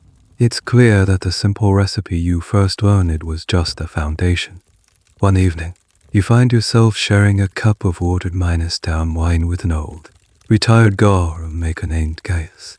He worked in the vats for over 40 years, and his hands are permanently stained and gnarled. His memory, however, is short. When you ask him about these secret ingredients, a sly smile creases his weathered face. Everyone had their secrets, he says, his voice a low rasp. The basic sauce is the same for everyone. The magic, the thing that makes a customer ask for your garum by name, is only additions. He explains that after the initial fermentation was completed, the main liquid was drained. Many producers would create a second infusion. They would take the strained garum and steep it with a variety of aromatic herbs and spices. This not only added layers of flavor, but also helped to create a unique and recognizable brand identity. In Campania, he says, we favored herbs that grew on the hillsides. Thyme, fennel, a bit of savory. It gave the garum a green taste. but freshness. He describes how they would tie bunches of these herbs and suspend them in the amphorae of finished garum for a period of weeks, allowing their essential oils to infuse into the sauce. But the variations were endless and depended entirely on what was available locally and what exotic ingredients a producer could afford to import. Gaius tells you about a rival factory that was known for its garum, a popular variation where garum was mixed with wine. This wasn't just a simple mix. They would cook down specific types of wine, sometimes a sweet raisin wine like balsam with herbs, before blending it with the fish sauce to create a sweeter, more complex condiment used in many of Gaius's recipes. Then there were the truly exotic additions. I once helped make a special batch for a senator's wedding. Gaius recounts, his eyes distant with the memory. The master brought out a small, locked chest. Inside was black pepper from India, and cloves from some island so far away I don't even know its name. These spices were astronomically expensive, transported thousands of miles along the Silk Road and maritime trade routes. Adding them to garum was the ultimate display of wealth and worldliness. High sauce seasoned with pepper and cloves tasted of the vastness and power of the Roman Empire itself, of its ability to command resources from the very edges of the known world. This is a hot topic of debate and research for food historians and archaeobotanists. What exactly went into these secret recipes? The texts of Gaius and others mention ingredients, but they are often vague. Archaeologists try to find answers by analyzing the residue found inside preserved amphorae, by using techniques like gas chromatography and mass spectrometry on the microscopic remains. They can sometimes identify the chemical signatures of specific plants. They found evidence of celery, coriander, and dill, and are constantly searching for proof of more exotic spices. It's a high-tech quest to uncover ancient flavor profiles. A particularly weird and wonderful cold case is the quest for a plant called silphium. This was a wild plant that grew only in a narrow coastal region of North Africa near the city of Serene. The Romans were absolutely obsessed with it. They used its resin as a seasoning, a perfume, and a medicine. It was said to have a unique, pungent, celery minus asafoetide minus-like flavor. Pliny the Elder claimed it was worth its weight in silver. It was so popular, in fact, that it was harvested to extinction, likely sometime in the 1st century AD. Historians speculate that silphium must have been a key ingredient in some of the most prized ancient recipes, including, quite possibly, certain types of garum. But since the plant is gone, we can never be sure exactly what it tasted like, or what it contributed to the sauce. Its flavor is lost to time, a ghost at the Roman feast. Gaius's stories paint a picture of a vibrant, competitive, and innovative industry. Garum makers were constantly experimenting, trying to create the next popular flavor combination. They might add a bit of honey to create a sweet minus salty glaze, garum meal is omo. Or they might mix it with vinegar garum to create a sharp, tangy dressing. Or with water hydro garum to create a simple, thirst-quenching drink for the working class. The simple fish sauce you first encountered was really a whole family of products, a versatile base that could be customized in countless ways. The secret recipes were the intellectual property of their day, the guarded formulas that turned a commodity into a brand. As you thank Gaius and leave him to his wine, you realize that the story of garum is far more complex than you imagine. It's a tale not just of fish and salt, but of thyme from the hills, wine from the vineyards, and pepper from the far side of the world, all mingling in a clay pot to create the taste of an empire. You've seen it made. You've learned its economics, its history, its role in medicine and the military. You've talked to makers, sellers, and consumers. You've smelled it in the air, on the streets, and in its raw, primal form. But there's one crucial step you've been unconsciously avoiding. You have yet to actually, knowingly, taste it on its own. The lentil porridge in Rome was a good introduction, but the garum was a background note, a supporting actor. Now, you feel it's time to meet the star of the show. The decision feels like a small rite of passage. You've come this far on your journey, and to turn back now without completing this final, sensory initiation would feel like a failure. You walk with a strange sense of purpose, not to a fancy merchant or a bustling thermopolium, but back to the CET area where you spent so much time. You want your first taste to be authentic, as close to the source as possible. You find Lucius overseeing the bottling of a fresh batch at standard -grade garum, not the flowery top layer, not the sludgy bottom, but the good, honest, main product. He sees you approaching, a determined look on your face, and seems to understand immediately. A slow grin spreads across his face. "Ready, are you?" he asks, a challenge in his eyes. You nod. He wipes his hands on a rag, picks up a clean, shallow clay saucer, and dips it into the stream of dough, reddish-brown liquid pouring from the filter basket. He holds it out to you. The moment feels strangely ceremonial. In the saucer is a small pool of the sauce. It's opaque but not sludgy, and it catches the afternoon sun with a deep, wine-colored grin. The smell is strong, but familiar and almost comforting to you now. Less rotten fish and more a complex brew of sea, soil, and savory fermentation. You look around. A few of the other workers have paused to watch. Their faces a mixture of amusement and curiosity. They've seen you scribbling notes and asking endless questions for weeks. Now, it's the final exam. Lucius gestures to a nearby basket of freshly baked, coarse-bread, the workers' daily lunch. He breaks off a piece and hands it to you. Don't drink it straight, he advises with a chuckle. It's not wine, just a little dip. You take the bread. Your heart is beating a little faster than you'd like to admit. You think of all the things you've learned in the fish guts, the months in the sun, the stories of its overwhelming stench. You hesitate for a second, then take a breath and dip a corner of the bread into the saucer. It soaks up the dark liquid instantly. You lift the bread to your mouth. Here it goes. The first sensation is pure, intense saltness. It's a powerful wave that hits the front of your tongue. A clean, oceanic salt, not a harsh chemical one, but right behind it, another flavor swells up, washing over the salt. It's that taste you've been trying to define for weeks, the one you recognized in the lentil stew. It's a profound, deep, and mouth-filling savoriness. It's umari. It's rich and meaty, almost like a beef broth that has been cooked down for 3 days, or with a distinct marine character. And what about the fish in it? It's there, but it's not the unpleasant, decaying flavor you fear. It's the clean, concentrated essence of the sea. It tastes like anchovies, but amplified and transformed into something deeper and more resonant. There's no hint of bitterness or anything off.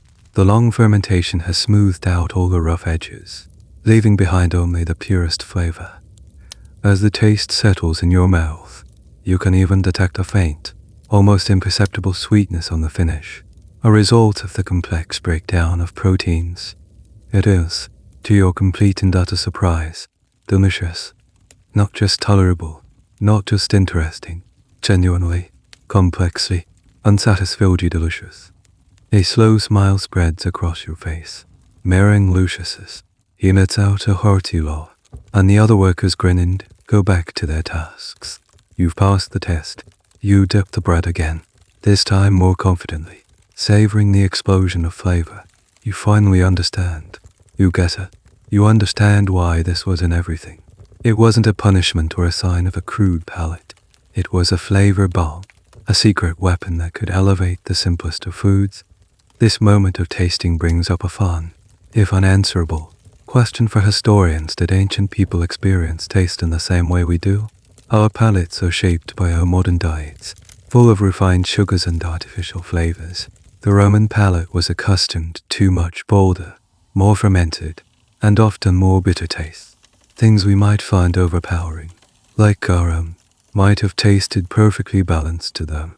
Trying to understand the mouth-feel of history is one of the most challenging and fascinating aspects of studying the past. You thank Lucius, not just for the taste, but for the entire education. In that single drop of sauce, everything you've learned has coalesced. The science of fermentation, the economics of trade, the logistics of empire, the culture of dining, it's all there, concentrated in that one salty, savory, Surprisingly wonderful taste. You came here chasing a smell, and you found the flavor that defined a civilization. The journey is far from over, but you feel like you've finally arrived at its heart. Your first taste of garum doesn't just satisfy your curiosity, it ignites it. The experience is so revelatory that the idea of simply leaving now feels incomplete. You've been an observer, a questioner. Now, an audacious thought takes hold. What if you could learn to make it? What if you could get your hands dirty, feel the salt between your fingers, and understand the craft from the inside? You approach Lucius the next day with your proposition. You offer to work for free, to do the heavy lifting, the menial tasks, whatever is required. In exchange, you just want to learn. He looks at you, his expression unreadable. He has probably never had a request like this before, especially from a foreigner who seemed more like a scholar than a laborer. He scrutinizes you, perhaps trying to decide you're serious or just a romantic fool who will quit after an hour of hard work. Finally, after a long silence, he shrugs. The vats need scrubbing tomorrow. He says, be here at sunrise. We'll see if you still want to be an apprentice by noon. It's a test, and you know it. The next morning, you arrive as the first rays of sun are hitting the courtyard.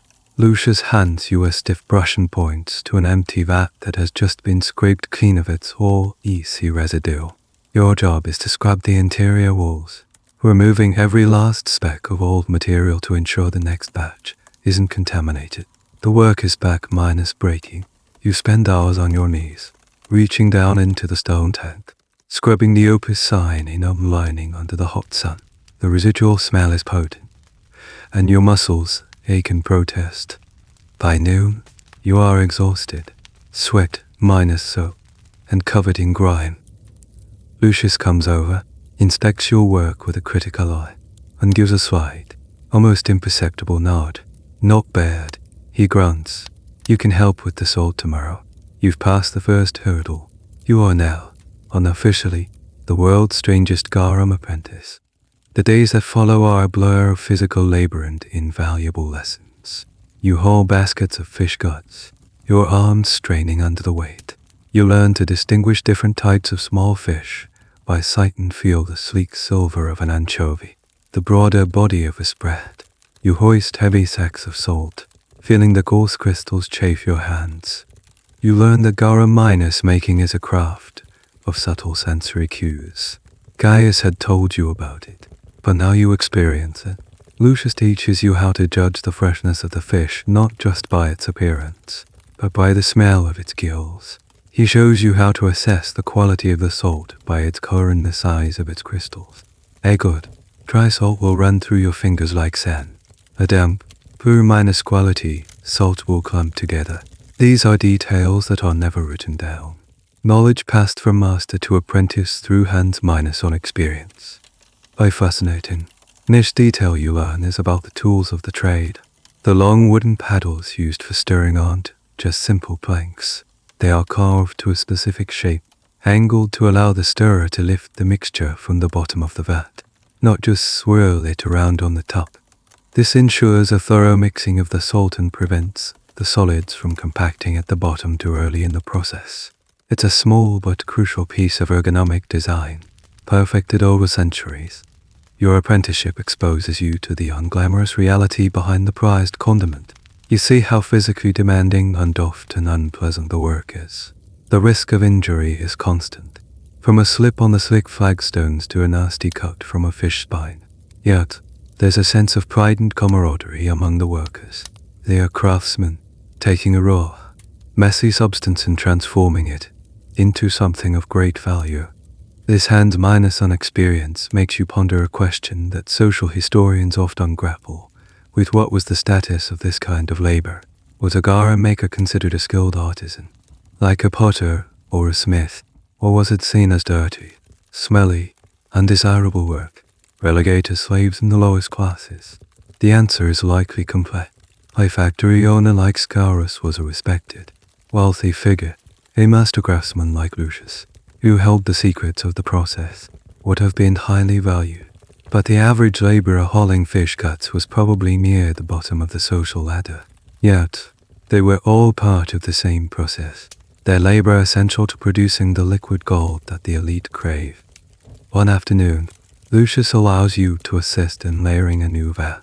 He watches you closely as you spread the salt, then the fish, correcting your technique, not to thick on the fish. He cautions, let it have room to breathe. Till wait, you learn the rhythm of the work, the practiced movements that have been refined over generations. You are no longer just an observer. You are a participant in the ancient ritual of transformation. As you stand back and look at the freshly filled vat, ready for its long slumber in the sun, you feel a sense of ownership, of pride, that you never could have felt just by watching. Your back aches and your hands are raw, but you've gained something profound. You've learned that understanding history isn't just about reading books or looking at artifacts. Sometimes, you have to get your hands dirty, to feel the weight of the work, to breathe the air, and to connect with the past on a physical, elemental level. You are, for a brief, strange moment in time, a Roman garum maker. As your apprenticeship continues, you move beyond the simple manual labor of hauling and scrubbing. Lucius, satisfied with your commitment, begins to entrust you with more nuanced tasks. He starts to teach you the true art of garum making, and you quickly learn that it all comes down to one thing: mastering the soul. Soul, you come to understand, is both the life and death of the source. It is the single most important variable that the garum maker can control. Lucius explains it with a simple, profound analogy. The soul, he says, holding up a handful of coarse crystals, is the gatekeeper. It lets the good flavors pass, but it bars the door to rot. You learn the foundational principle: the salt works by osmosis, drawing the water out of the fish's cells. This creates a highly saline liquid environment, a brine where the bacteria that cause spoilage cannot survive. However, the fish's own internal enzymes, the ones that break down proteins into those delicious amino acids, are more salt minus tolerant. They can continue to work their magic, slowly and safely digesting the fish from the inside out. Salt doesn't just prevent rotting, it creates the perfect, safe environment for fermentation to occur. Lucius demonstrates this by showing you two small experimental pots. In one, he has mixed fish with too little salt.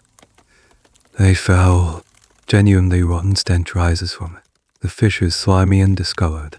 This is poison, he says, his face grim, useless. In the other pot, he has used far too much salt. The fish parts are simply cured, sitting in a clear brine, but they haven't broken down. This is just preserved fish, he explains. It will never become garum. The salt has choked the life out of it. The perfect garum exists in the delicate balance between these two extremes. The ratio of 3 parts fish to 1 part salt is the general rule of thumb. But Lucius teaches you that it's more complicated than that. Is the weather hot? Use a little more salt. Are the fish oilier than usual? They need more salt to break them down. Are we making a quick, cheap batch or a slow, fine one? It all changes the balance. This is where the true craftsmanship lies. And it's a subject of endless fascination and debate for modern researchers trying to replicate ancient recipes. When ancient texts specify a measure of salt, what does that really mean? Salt was not a standardized industrial product. Salt harvested from an inland salt mine would be drier and purer than salt harvested from coastal salt pans, which might be damp and contain other mineral impurities. A garum maker would have had to adjust their recipe based on the specific qualities of their salt supply.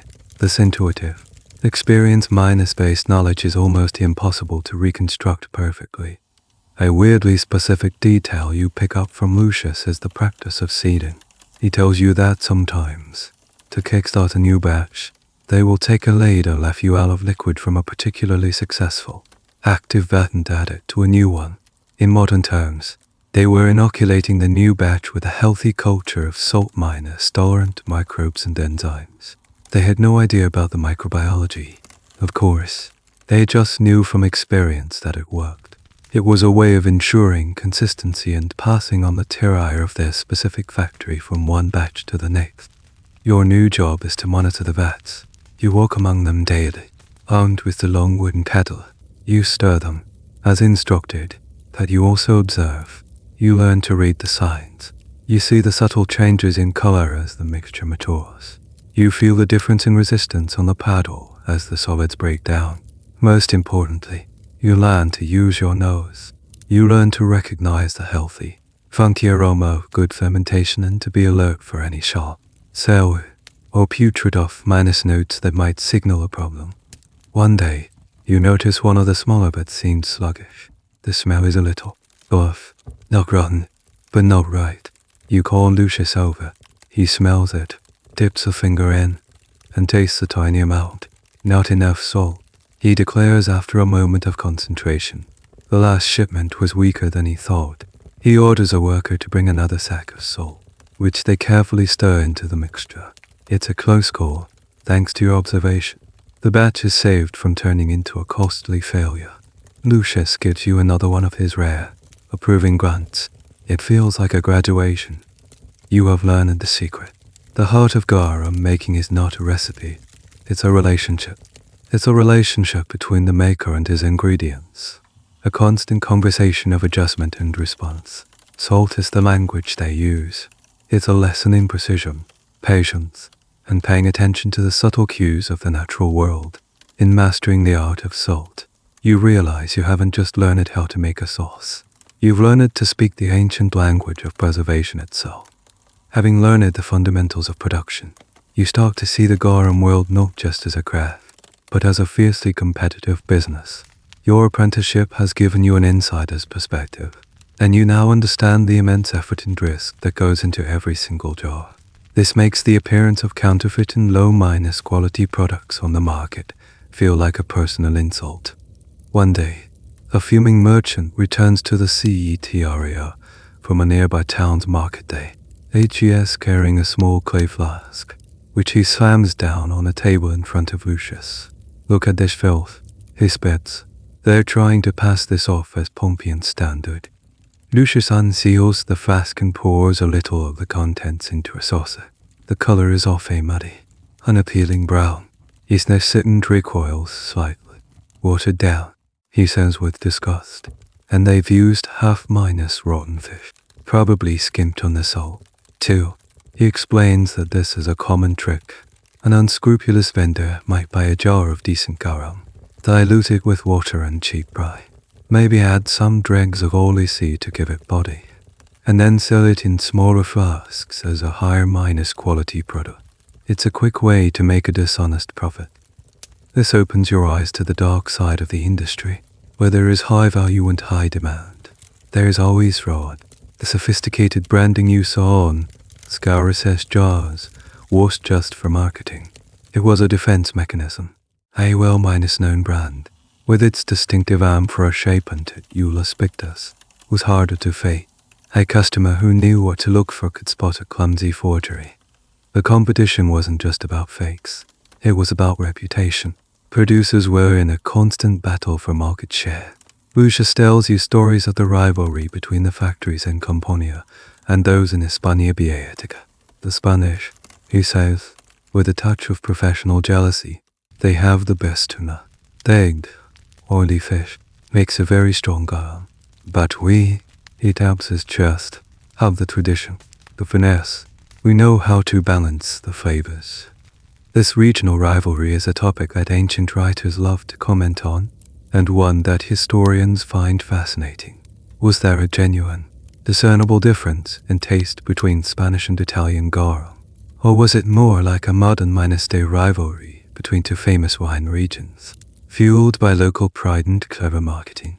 The analysis of jar residues suggests there were indeed regional styles. Spanish garum, for example, often seems to have been made from mackerel and tuna, while some North African varieties relied more on sardines. These different raw materials would have undoubtedly created different flavor profiles. The debate continues over which region truly reigned supreme in the eyes or on the tongues of the Roman consumer. A weirdly specific tactic in this brand war was the amphora itself. Archaeologists have noted that certain production centers developed their own characteristic amphora shapes. A trained merchant or a discerning customer could identify the origin of a jar of garum just by its silhouette, even before reading the label. This was a form of physical branding, making the product instantly recognizable and harder to counterfeit. A forger would have to not only fake the sauce in the label, but also commission a potter to perfectly replicate a specific regional jar shape, a much more difficult proposition. The competition could get nasty. Lucius speaks of rumors never proven, of course of rival producers trying to sabotage each other. A disgruntled worker might be bribed to use too little salt in a competitor's vat, ruining a whole batch, or a shipper might be paid off to accidentally lose a rival's cargo at sea. It was a high-minus stakes game, and the line between commerce and conflict could be thin. You also learn about the less dramatic, the more common, forms of corner minus cutting. A producer might use cheaper, lower minus quality salt. They might rush the fermentation process, bottling the sauce before it has had time to fully mature, resulting in a cruder, less complex flavor. They might be less diligent about filtering, leaving more sediment in the final product. These were the things that separated the great producers from the mediocre ones. A commitment to quality, even when it was more expensive and time-consuming, was what built a lasting reputation. This constant pressure of competition and the threat of fraud forced the industry to self-regulate to some extent. Guilds of merchants and producers likely set standards. A producer known for selling a shoddy product would quickly find his reputation ruined and his access to major markets cut off. In the end, quality was the best defense. You look at the flask of fake garum still sitting on the table. It's a pathetic imitation of the rich, complex sauce you've come to respect.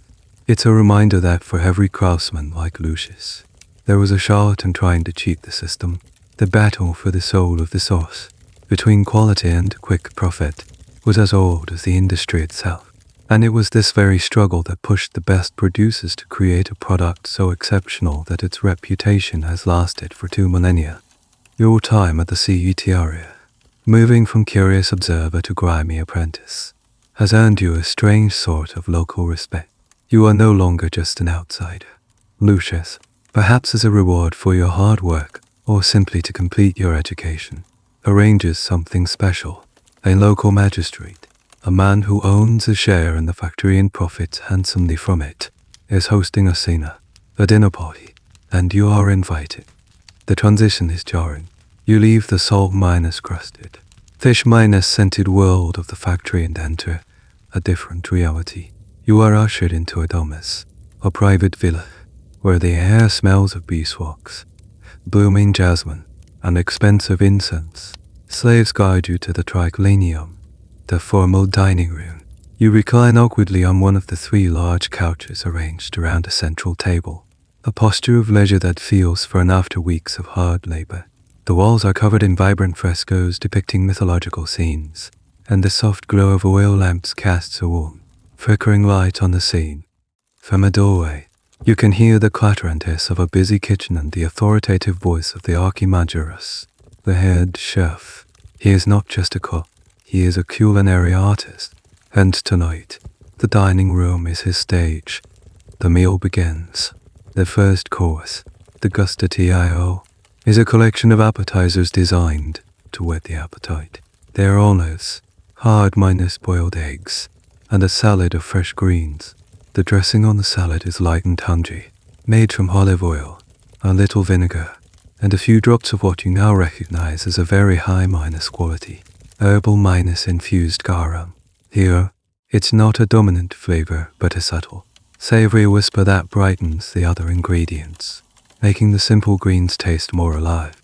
But it's during the prima immense ai, the main courses, that the chef's genius truly reveals itself. A platter of roasted boar is brought in, glistening with a dark, complex glaze. The magistrate, your host, explains with pride that the sauce is the chef's own creation. You take a piece. The meat is tender and rich, but the sauce is a revelation. It's sweet, spicy, and tangy all at once. You can taste wine, honey, and a hint of exotic pepper, and underneath it all, providing a deep, resonant, savory foundation, is garum, but it's been completely transformed. There is not the slightest hint of fishiness. The sauce has been cooked down, balanced with other powerful ingredients, and the garum has become a pure umari essence that ties everything together. It's the secret ingredient that makes the entire dish sing. Then comes the masterpiece, a dish the chef calls a patina deep icy colors, a casserole of small fish.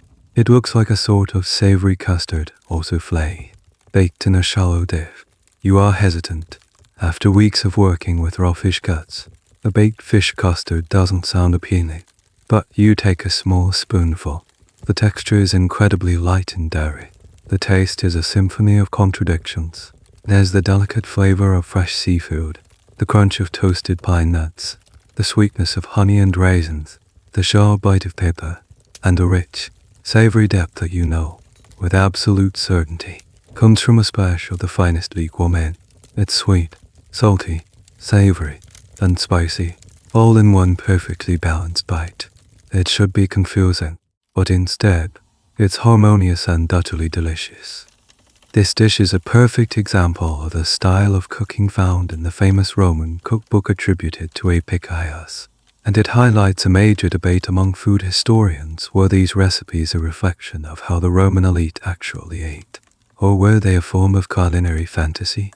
Some scholars argue that the Epicurus cookbook is like a modern guide to molecular gastronomy, aspirational, complex, and practiced only by a handful of professional chefs for the superministry. They suggest that the goal was often to disguise the main ingredient completely, to show off the chef's skill and the host's wealth by using as many expensive, imported spices as possible. Was this dish considered delicious in the way we understand it, or was it simply impressive, eating the chef's patina? You suspect the answer is both, a particularly fun and slightly bizarre fact about this style of cooking is the Roman love for surprise dishes. Cooks would go to great lengths to make food look like something it wasn't. They might debone a pig, stuff it with sausages and fruit, sew it back up, and roast it whole, a dish called porcellus farcilis. The goal was the wow moment when the host carved it open to reveal the surprise inside. Garum, with its ability to add a meaty, savory flavor to anything, was a key tool in these culinary deceptions. As the final course of fruits and nuts is served, you recline on your couch, utterly full and deeply impressed. You have seen the full spectrum of garum. You've seen it as a cheap, life minus sustaining ration for the poor and the military. And now you've seen it as a sophisticated, versatile instrument in the hands of a master chef, capable of creating dishes of incredible complexity and refinement. It is not one thing, but many. Its identity changes depending on the hands that wield it. Tonight, in this lamp-minus-lit dining room, you have tasted not just fish sauce, but the pinnacle of Roman culinary imagination. The idyllic, bustling life of the Bay of Naples, a world you've come to know through its flavors and its people, is about to be shattered. You've been living in a bubble of sensory discovery, focused on the life of the sea, DTRA. But the whole time, a silent, geological clock has been ticking. The great mountain that serves as a backdrop to everything Vesuvius is not the gentle, green giant it appears to be. It is a sleeping monster, and it is beginning to stir. It starts with small things, a series of earth tremors, stronger than the usual rumbles that locals are accustomed to. A wisp of strange minus-smelling smoke curling from the mountain's peak. The water in the wells tastes slightly sulfuric. Most people, including your friends at the factory, dismiss it. The earth in Campania has always been restless. It means nothing, but an unsettling feeling begins to grow. Then, one late summer morning in 79 AD, the nothing becomes everything. A deafening crack, louder than any thunder you have ever heard, splits the sky. You rush outside, along with everyone else in the town, and stare up at the mountain. The entire top of Vesuvius has blown apart, and a colossal column of smoke, ash, and pumice is rocketing miles into the sky. It spreads out at its apex, forming a shape that Pliny the Younger, observing from a safe distance, would later famously describe as resembling an umbrella pine. Panic erupts. The sky begins to darken as the enormous cloud drifts south, directly over Pompeii and the surrounding towns. A rain of small, Light pumice stones begins to fall, rattling on the terracotta roofs. It's unnerving, but not yet deadly. Some people flee, grabbing what they can and running for the coast or inland. Others, tragically, decide to wait it out, huddling in their homes, believing it will soon pass. You are swept up in the chaos. The air grows thick with choking dust and ash. It becomes hard to breathe, and the sun is completely blotted out, plunging the world into a terrifying, premature twilight. You join the stream of refugees heading for the relative safety of the sea, hoping to find a boat. The world you knew just this morning, the vibrant markets, the bustling workshops, the fragrant kitchens, is literally disappearing under a grey blanket of volcanic debris. The eruption is a catastrophe on a scale that is almost impossible to comprehend, but for the garum industry of the region, it is an apocalypse. The factories and workshops you visited, including the famous establishments of Scaurus in Pompeii, are being buried under meters of ash and stone. The vats, some full and fermenting, some empty and waiting, are being entombed. The amphorae in the warehouses, full of the precious liquid ready for shipment, are crushed or frozen in place. The entire infrastructure of production, the fishing boats in the harbor, the salt pans along the coast, the specialized workshops, is wiped out in a matter of hours. This event is, of course, a human tragedy of immense proportions, but it's also an economic cataclysm. The Bay of Naples was one of the empire's premier garum producing regions. Its sudden, violent removal from the market would have sent shockwaves through the entire Mediterranean trade network. The supply chain was broken. A fascinating debate among economic historians is about the long-term market effects of the eruption. Did the destruction of the Campanian garum industry create a massive shortage across the empire, leading to price spikes? Or were the producers in Hispania and North Africa able to quickly ramp up their own production to fill the void? The archaeological evidence seems to suggest the latter. While there was likely a period of disruption, the Roman economy was remarkably resilient. The loss of Pompeii and its surroundings was a huge blow, but it also created a massive business opportunity for rival production centers. The analysis of garum jars found in Rome from the period after 1798 shows a marked increase in products from Spain and Africa, suggesting they happily stepped in to meet the demand. You managed to find a place on a small, overcrowded boat, pushing off from the shore just as the pyroclastic surges, superheated avalanches of gas and ash, begin to sweep down the mountain slopes, obliterating everything in their path. From the water, you look back at the coastline. The air is black, but only by flashes of volcanic lightning within the ash cloud. The familiar silhouette of the coast is gone.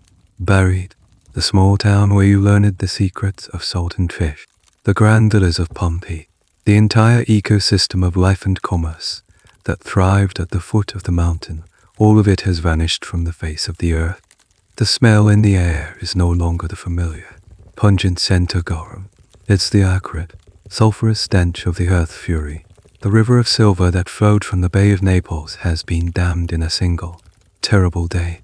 The flavor that helped define an empire will endure, of course, produced in other sun-drenched locations.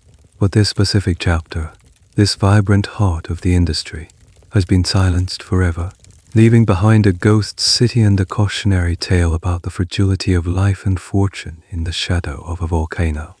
You survive the horror of Vesuvius, carrying with you the haunting memory of a world erased. In years and decades that follow, you witness the resilience of the Roman Empire. The garum trade, as predicted, doesn't collapse. The production centers in Hispania, North Africa, and Lusitania ramp up their output, and the precious amphorae continue their journey across the Mediterranean. Life and commerce goes on. But as decades turn into centuries, you begin to notice a different kind of change. It's not a sudden, cataclysmic event like a volcanic eruption, but a slow, creeping erosion.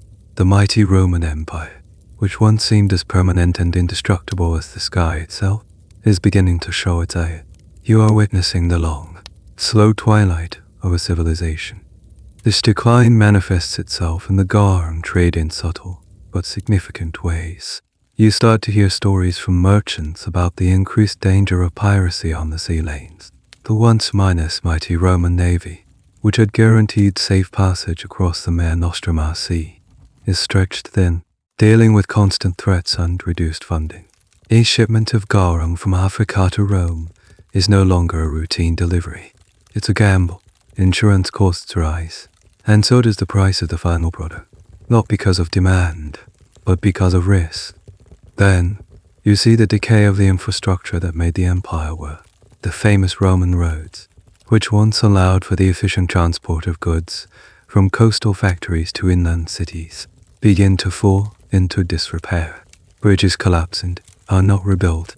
Local authorities, weakened by political instability and economic crises, lack the resources for maintenance. A journey that once took a week now takes 3. Land transport becomes more expensive and less reliable. A town in the interior of Gaul, which once enjoyed a steady supply of Spanish garum, now finds it a rare and costly luxury. The economic engine of the empire is sputtering. A series of financial crises, devaluations of currency, and crippling taxes make long-distance trade a less profitable venture. Small producers, who once thrived by selling their wares to larger merchants, are squeezed out of the market. The industry begins to consolidate, with only the largest, best connected producers able to weather the economic storms. The diversity of garum, the myriad of small, local brands with their secret herbal infusions, begins to disappear, replaced by a more generic, mass-produced product. One of the more niche academic debates revolves around this very topic. Did the quality of garum decline along with the empire? Some historians argue that as the economy faltered, producers would have been forced to cut corners. They might have used lower quality fish, less salt, or shorter fermentation times to reduce costs. The focus would have shifted from quality to sheer quantity, especially for military contracts. It's a difficult theory to prove, but analysis of late Roman amphorae sometimes suggests a less sophisticated, cruder product than the fine garums of the early empire. You see the effects firsthand in the market. The selection is smaller. The exotic, spiced garums from the east are nowhere to be found. The luxury market, which once drove innovation and quality, has all but evaporated as the wealthy elite struggle to hold on to their fortunes. Garum is returning to its roots, a simple, salty, functional condiment for the masses in the army. In the 4th and 5th centuries, the political situation becomes even more precarious. The empire is formally split into east and west. Barbarian incursions across the frontiers become full-scale invasions. Rome itself is sacked in 410 by the Visigoths, an event that sends a shockwave of disbelief across the Mediterranean world. The intricate web of trade that held the empire together is not just strained, it is being systematically torn apart. A garum factory in Hispania is now in Visigothic territory. A factory in North Africa is under the control of the Vandals. They might still produce the sauce, but their trade is no longer oriented towards Rome. The great unifying network is fracturing into a series of smaller, regional economies. You speak to an old merchant in the port of Ostia. Dear Rome, he gestures sadly at the nearly empty harbor. In my grandfather's day, he says, his voice heavy with nostalgia, this port was a forest of masts, ships from every corner of our world. No, we are lucky to see a few coastal traders a week. The river of silver that once flowed into Rome has slowed to a trickle. The supply of garum, like the supply of grain from Egypt and wild beasts for the Colosseum, has become uncertain. The world is shrinking. The empire is turning inward, and its grand, interconnected flavor is fading away. This slow, inexorable dimming of Roman glory is something you can taste, or rather, something you can no longer taste as easily. The final collapse of the Western Roman Empire in 476 AD is not a sharp, clean break, but more like a long, exhausted sigh for the people living through it. The fall of Rome is a slow, messy process of transformation. The grand imperial structures fade away, replaced by a patchwork of new, localized kingdoms. And with this political fragmentation comes a profound shift in culture. Technology, And, inevitably, in taste, you find yourself in a world that is both familiar and strangely different. The language is changing, the Old Latin slowly morphing into the Proto-Romance dialects that will one day become Italian, French, and Spanish. The cities are smaller, more fortified. The grand marble forums are being scavenged for building materials. And the food is changing, too. The complex, long-distance trade network that supplied the empire with its diverse ingredients has vanished. The era of pepper from India and fine wines from Greece being readily available in a Gallic town is over. People are forced to rely on what can be grown or sourced locally. This shift has a dramatic effect on the culinary landscape. The sophisticated, spice-heavy cuisine of epic IS becomes an impossible fantasy. Cooking becomes simpler, more rustic, more direct. And in this new world, Garum begins to lose its place. Its decline is a story of practicality and changing palates.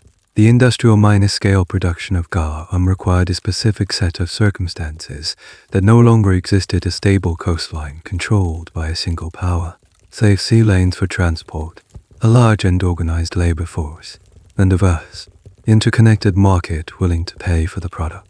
All of that was gone. A local lord in what was once Gaul has no way of importing amphorae of garum from a factory in Hispania, which is now part of a different kingdom with its own allegiances and conflict. People, out of necessity, turned to simpler, more local methods of preserving and flavoring their food. Salting fish or meat directly becomes the primary method of preservation, instead of a complex, months-long fermentation process to create a sauce. A fisherman simply salts his catch to make it last through the winter. The end product is different: it's preserved fish. Not a versatile liquid condiment, but it serves the basic need. You see this shift in the kitchens, where a Roman cook would have reached for a splash of garum to add savory depth to a stew. A medieval cook now throws in a chunk of salt pork or a salted herring. The umari is still there, but it's delivered in a different, more direct form. The very concept of a separate, all-purpose flavor enhancer begins to fade from the common calorie in the West. This leads to a fascinating and still debated question among food historians: did garum completely disappear, or did it just evolve? Some scholars argue that the tradition died out almost entirely in the West, replaced by the direct salting of fish. Others propose that it survived in a simplified, localized form.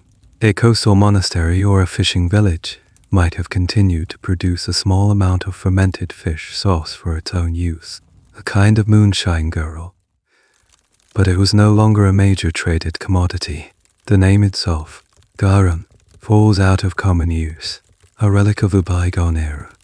A curious piece of evidence for its survival is the etymology of the word anchovy. The Italian word ciue and the French ancho is made arrive through a twisted path of linguistic evolution from the Greek.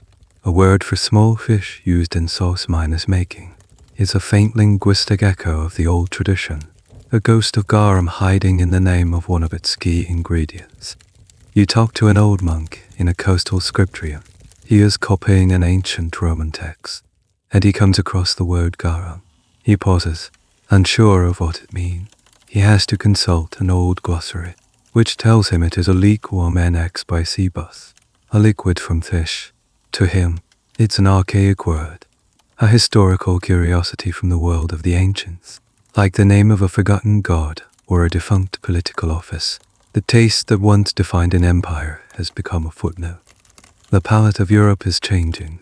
The bold, funky, fermented flavors of the Roman world are giving way to a different aesthetic. The sophisticated balance of sweet, sour, and savory is being replaced by simpler, more rustic flavor combinations. The disappearance of garum is a symptom of this larger cultural shift. It's not that people made a conscious decision to stop liking it. It's that the world that created it, sustained it, and craved it had ceased to exist. The taste of Rome, once ubiquitous, was becoming a memory. While the memory of garum fades into obscurity in the fragmented West, you discover that the story is not entirely over. You travel eastward, to the surviving half of the old empire, the Byzantine Empire, with its magnificent capital at Constantinople. Here, the flame of Roman civilization, though altered, has not been extinguished. This is still, in its own eyes, the Roman Empire, and it has retained many of its old traditions. As you walk the bustling streets of Constantinople, a city that dwarfs any of the fledgling capitals of the West, you catch a familiar scent on the air. It's fainter than you remember from old Rome, more of a subtle background note, but it's unmistakable. It's the savory, salty, funky smell of fermented fish sauce. Here, they still make it. They still eat it. You seek out the markets near the Golden Horn, the city's great natural harbor. There, you find vendors selling a sauce they call gyros. The name is a direct descendant of the old Greek and Latin. You see its old and familiar minus-looking clay jars, though the shapes are different now, more slender and ornate than the utilitarian amphorae of old. You speak to a gyros producer, a man whose family has been in the business for generations. He explains that the craft has been passed down, a continuous tradition stretching back to the old empire. The basic method is the same fish, salt, and sun, but things have changed. The scale is smaller. He doesn't operate a massive, industrial CET area like the ones you saw in Pompeii.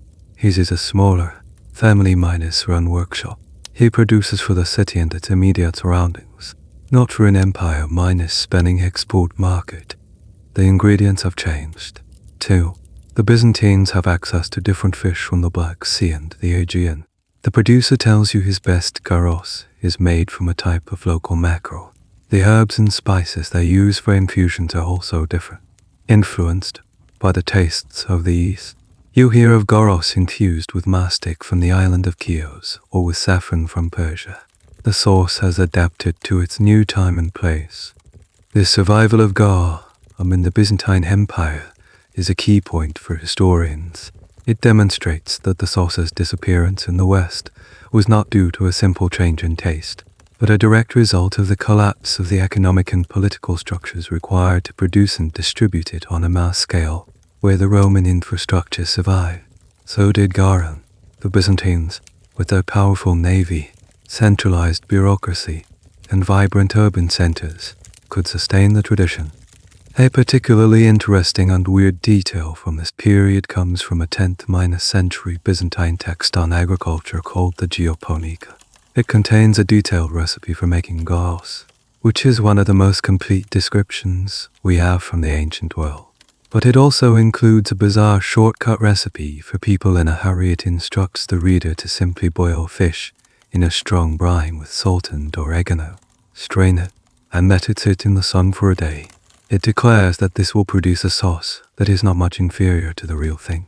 This is almost certainly not true. It would lack the deep, umari complexity of true fermentation, but it shows a desire to find a quicker, easier way to replicate the famous flavor, perhaps a sign that even in the East, the old, patient methods were becoming less common. However, even here in the East, the sauce's dominance is waning. You notice that, while it's still used, it doesn't seem to be in everything the way it was in classical Rome. The cuisine is evolving. The influence of Persian, Garum, and Slavic food cultures is creating a new Byzantine palate. Lemon juice, yogurt, and new combinations of herbs are providing the acidic and savory notes that garum once monopolized. You visit one of the last remaining large scale garum factories, located on the coast of the Black Sea. It feels like a living museum.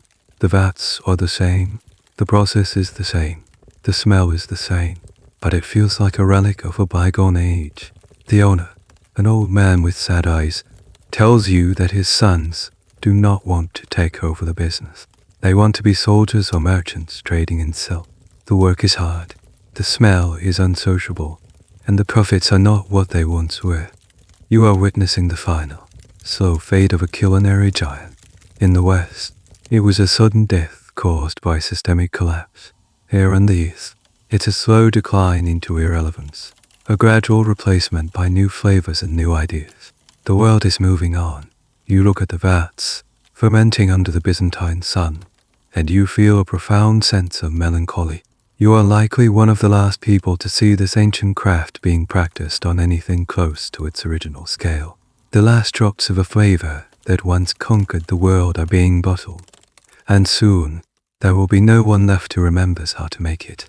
Centuries dissolve like salt in water. You find yourself adrift in the stream of time. The world of Rome and Byzantium now a distant, scholarly memory. The specific, pungent aroma of Garum has vanished from the air of Europe. The great vats are buried under layers of earth. The secret recipes are forgotten, and the word itself is an obscure entry in historical dictionaries. The flavor that defined an empire is well and truly dead, or so it seems. Your journey, which began with a smell, brings you to an entirely different part of the world, thousands of miles and a millennium away from the Mediterranean coast. You are in a bustling, humid market in Southeast Asia. The air is thick with a cacophony of new smells, the sweet scent of mangoes, the sharp tang of lemongrass, the earthy aroma of garum. But then, you catch a familiar note in this unfamiliar symphony. It's a powerful, salty, savory, and deeply funky smell of fermentation. It's the ghost of Garum. You follow the scent to a store where a woman is selling a thin, umber-colored liquid in clear glass bottles. She calls it Nuc Mom in Vietnam, or Nam Pho in Thailand. It is fish sauce. You watch, completely mesmerized, as a cook at a nearby food stall prepares a meal. She stir-fries noodles in a searingly hot wok, and with a practiced flick of the wrist, adds a splash of the fish sauce. The smell that rises from the pan is a powerful wave of savory aroma. She uses it to make a dipping sauce, mixing it with lime juice, chili, and sugar. She puts a few drops into a simmering pot of soup to deepen its flavor. It's a foundational ingredient, a building block of flavor, used with the same casual ubiquity as the garum of ancient Rome. You learn how it's made, and the parallel is uncanny. Small, oily fish, like anchovies, are layered with salt in large earthenware vats or wooden barrels. They are left to ferment for months, sometimes over a year. The liquid is then drained, filtered, and bottled. The best quality sauce, like the floscari, is the first pressing the clearest, most flavorful liquid. The leftover sediment is often used to make a cheaper, lower-grade paste, just like all you see. The discovery is staggering. It's a case of parallel culinary evolution. Two different cultures, separated by vast oceans and with no known contact in this specific craft, independently developed the exact same solution to the same problem: how to transform a perishable, plentiful resource, small fish, into a shelf-stable, umari-rich, liquid flavor enhancer. The process, the ingredients, and the final product are nearly identical. This raises one of the most intriguing and contentious questions in the entire history of food. Is it possible that the tradition didn't die, but was somehow transmitted? This is the lost knowledge debate. Some historians and food enthusiasts propose a tantalizing, if highly speculative, theory. They point to the ancient Roman trade routes that stretched far into the east. Roman coins and goods have been found in India and even as far as Vietnam. Is it possible that the knowledge of how to make garum traveled along these routes? Could a Roman merchant have shared the basic recipe with a local trader in an Indian port, who then adapted it, leading to a chain of transmission that eventually resulted in the fish sauces of Southeast Asia? Most mainstream historians are highly skeptical of this theory. There is no direct textual or archaeological evidence to support such a transfer of technology. They argue that it's a classic case of convergent evolution, like the development of eyes in completely separate animal lineages. Fermenting fish with salt is a logical and straightforward process that multiple cultures could easily have discovered independently. The raw materials, fish and salt, are universally available in coastal regions. Still, the romance of the lost recipe theory persists. The idea of a single, unbroken thread of flavor stretching from a Roman CET area to a Thai kitchen. It remains a fascinating what-if of culinary history. You buy a small bottle of the modern fish sauce. You open it and smell it. The aroma is cleaner, perhaps more refined than the rustic garum you remember. But the soul is the same. You dip a piece of grilled meat into it, The taste explodes in your mouth, the intense salt, the deep savoriness, the lingering marine richness. It is the taste of Garum, reborn. Your long journey, which began in the scented air of ancient Rome, has come full circle. You have seen a flavor born, watched it conquer a world, witnessed its slow death, and now you have found its echo, its reincarnation, thriving in a different land. The empire is gone, the legions have turned to dust, the marble temples are ruins, but the fundamental human desire for that deep, savory, mouth-watering taste, the magic of Yumari, has endured. The sauce is dead. Long live the sauce. The sun is setting, casting a warm, golden light across the bustling market. The vibrant energy of the day begins to soften into a gentle evening hum. The sharp, lively sounds of commerce are replaced by the softer tones of conversations, the clinking of dishes from food stalls, and the distant laughter of children. The air, once thick with 1,000 competing scents, now carries the simple, comforting aroma of charcoal grills and simmering soup. You find a quiet place to sit, watching the world transition from day to night. The journey has been long, a river of time carrying you through triumph and collapse, through bustling life and silent ruins. The pungent smell of the garum vats, the opulent taste of the patrician's feast, the lonely flavor of a soldier's ration, all these memories swirl within you, as potent layered as the sauce itself. They feel less like historical facts and more like personal experiences etched into your senses. Now, a deep sense of peace settles over you. The quest is complete. The questions have found their answers, or have mellowed into a comfortable acceptance of ambiguity. The story has been told. Your mind, once racing with curiosity and the need to understand, can finally be still. You feel a pleasant weariness, the kind that comes after a long and meaningful journey. The edges of the world around you seem to soften, the colors deepening into the gentle hues of twilight. The sounds of the market become a distant, lulling murmur, a gentle rhythm that rocks you towards slumber. You are here, now, in this moment of quiet completion, that a part of your consciousness is already drifting, floating back through time, revisiting the sun-drenched coasts and lamp, lit dining rooms of a world long past. The past and present blur into a peaceful, seamless dreamscape. Your breathing slows, your thoughts dissolve, and a long, flavorful story eases you into the soft embrace of sleep. The end of the article. Good night.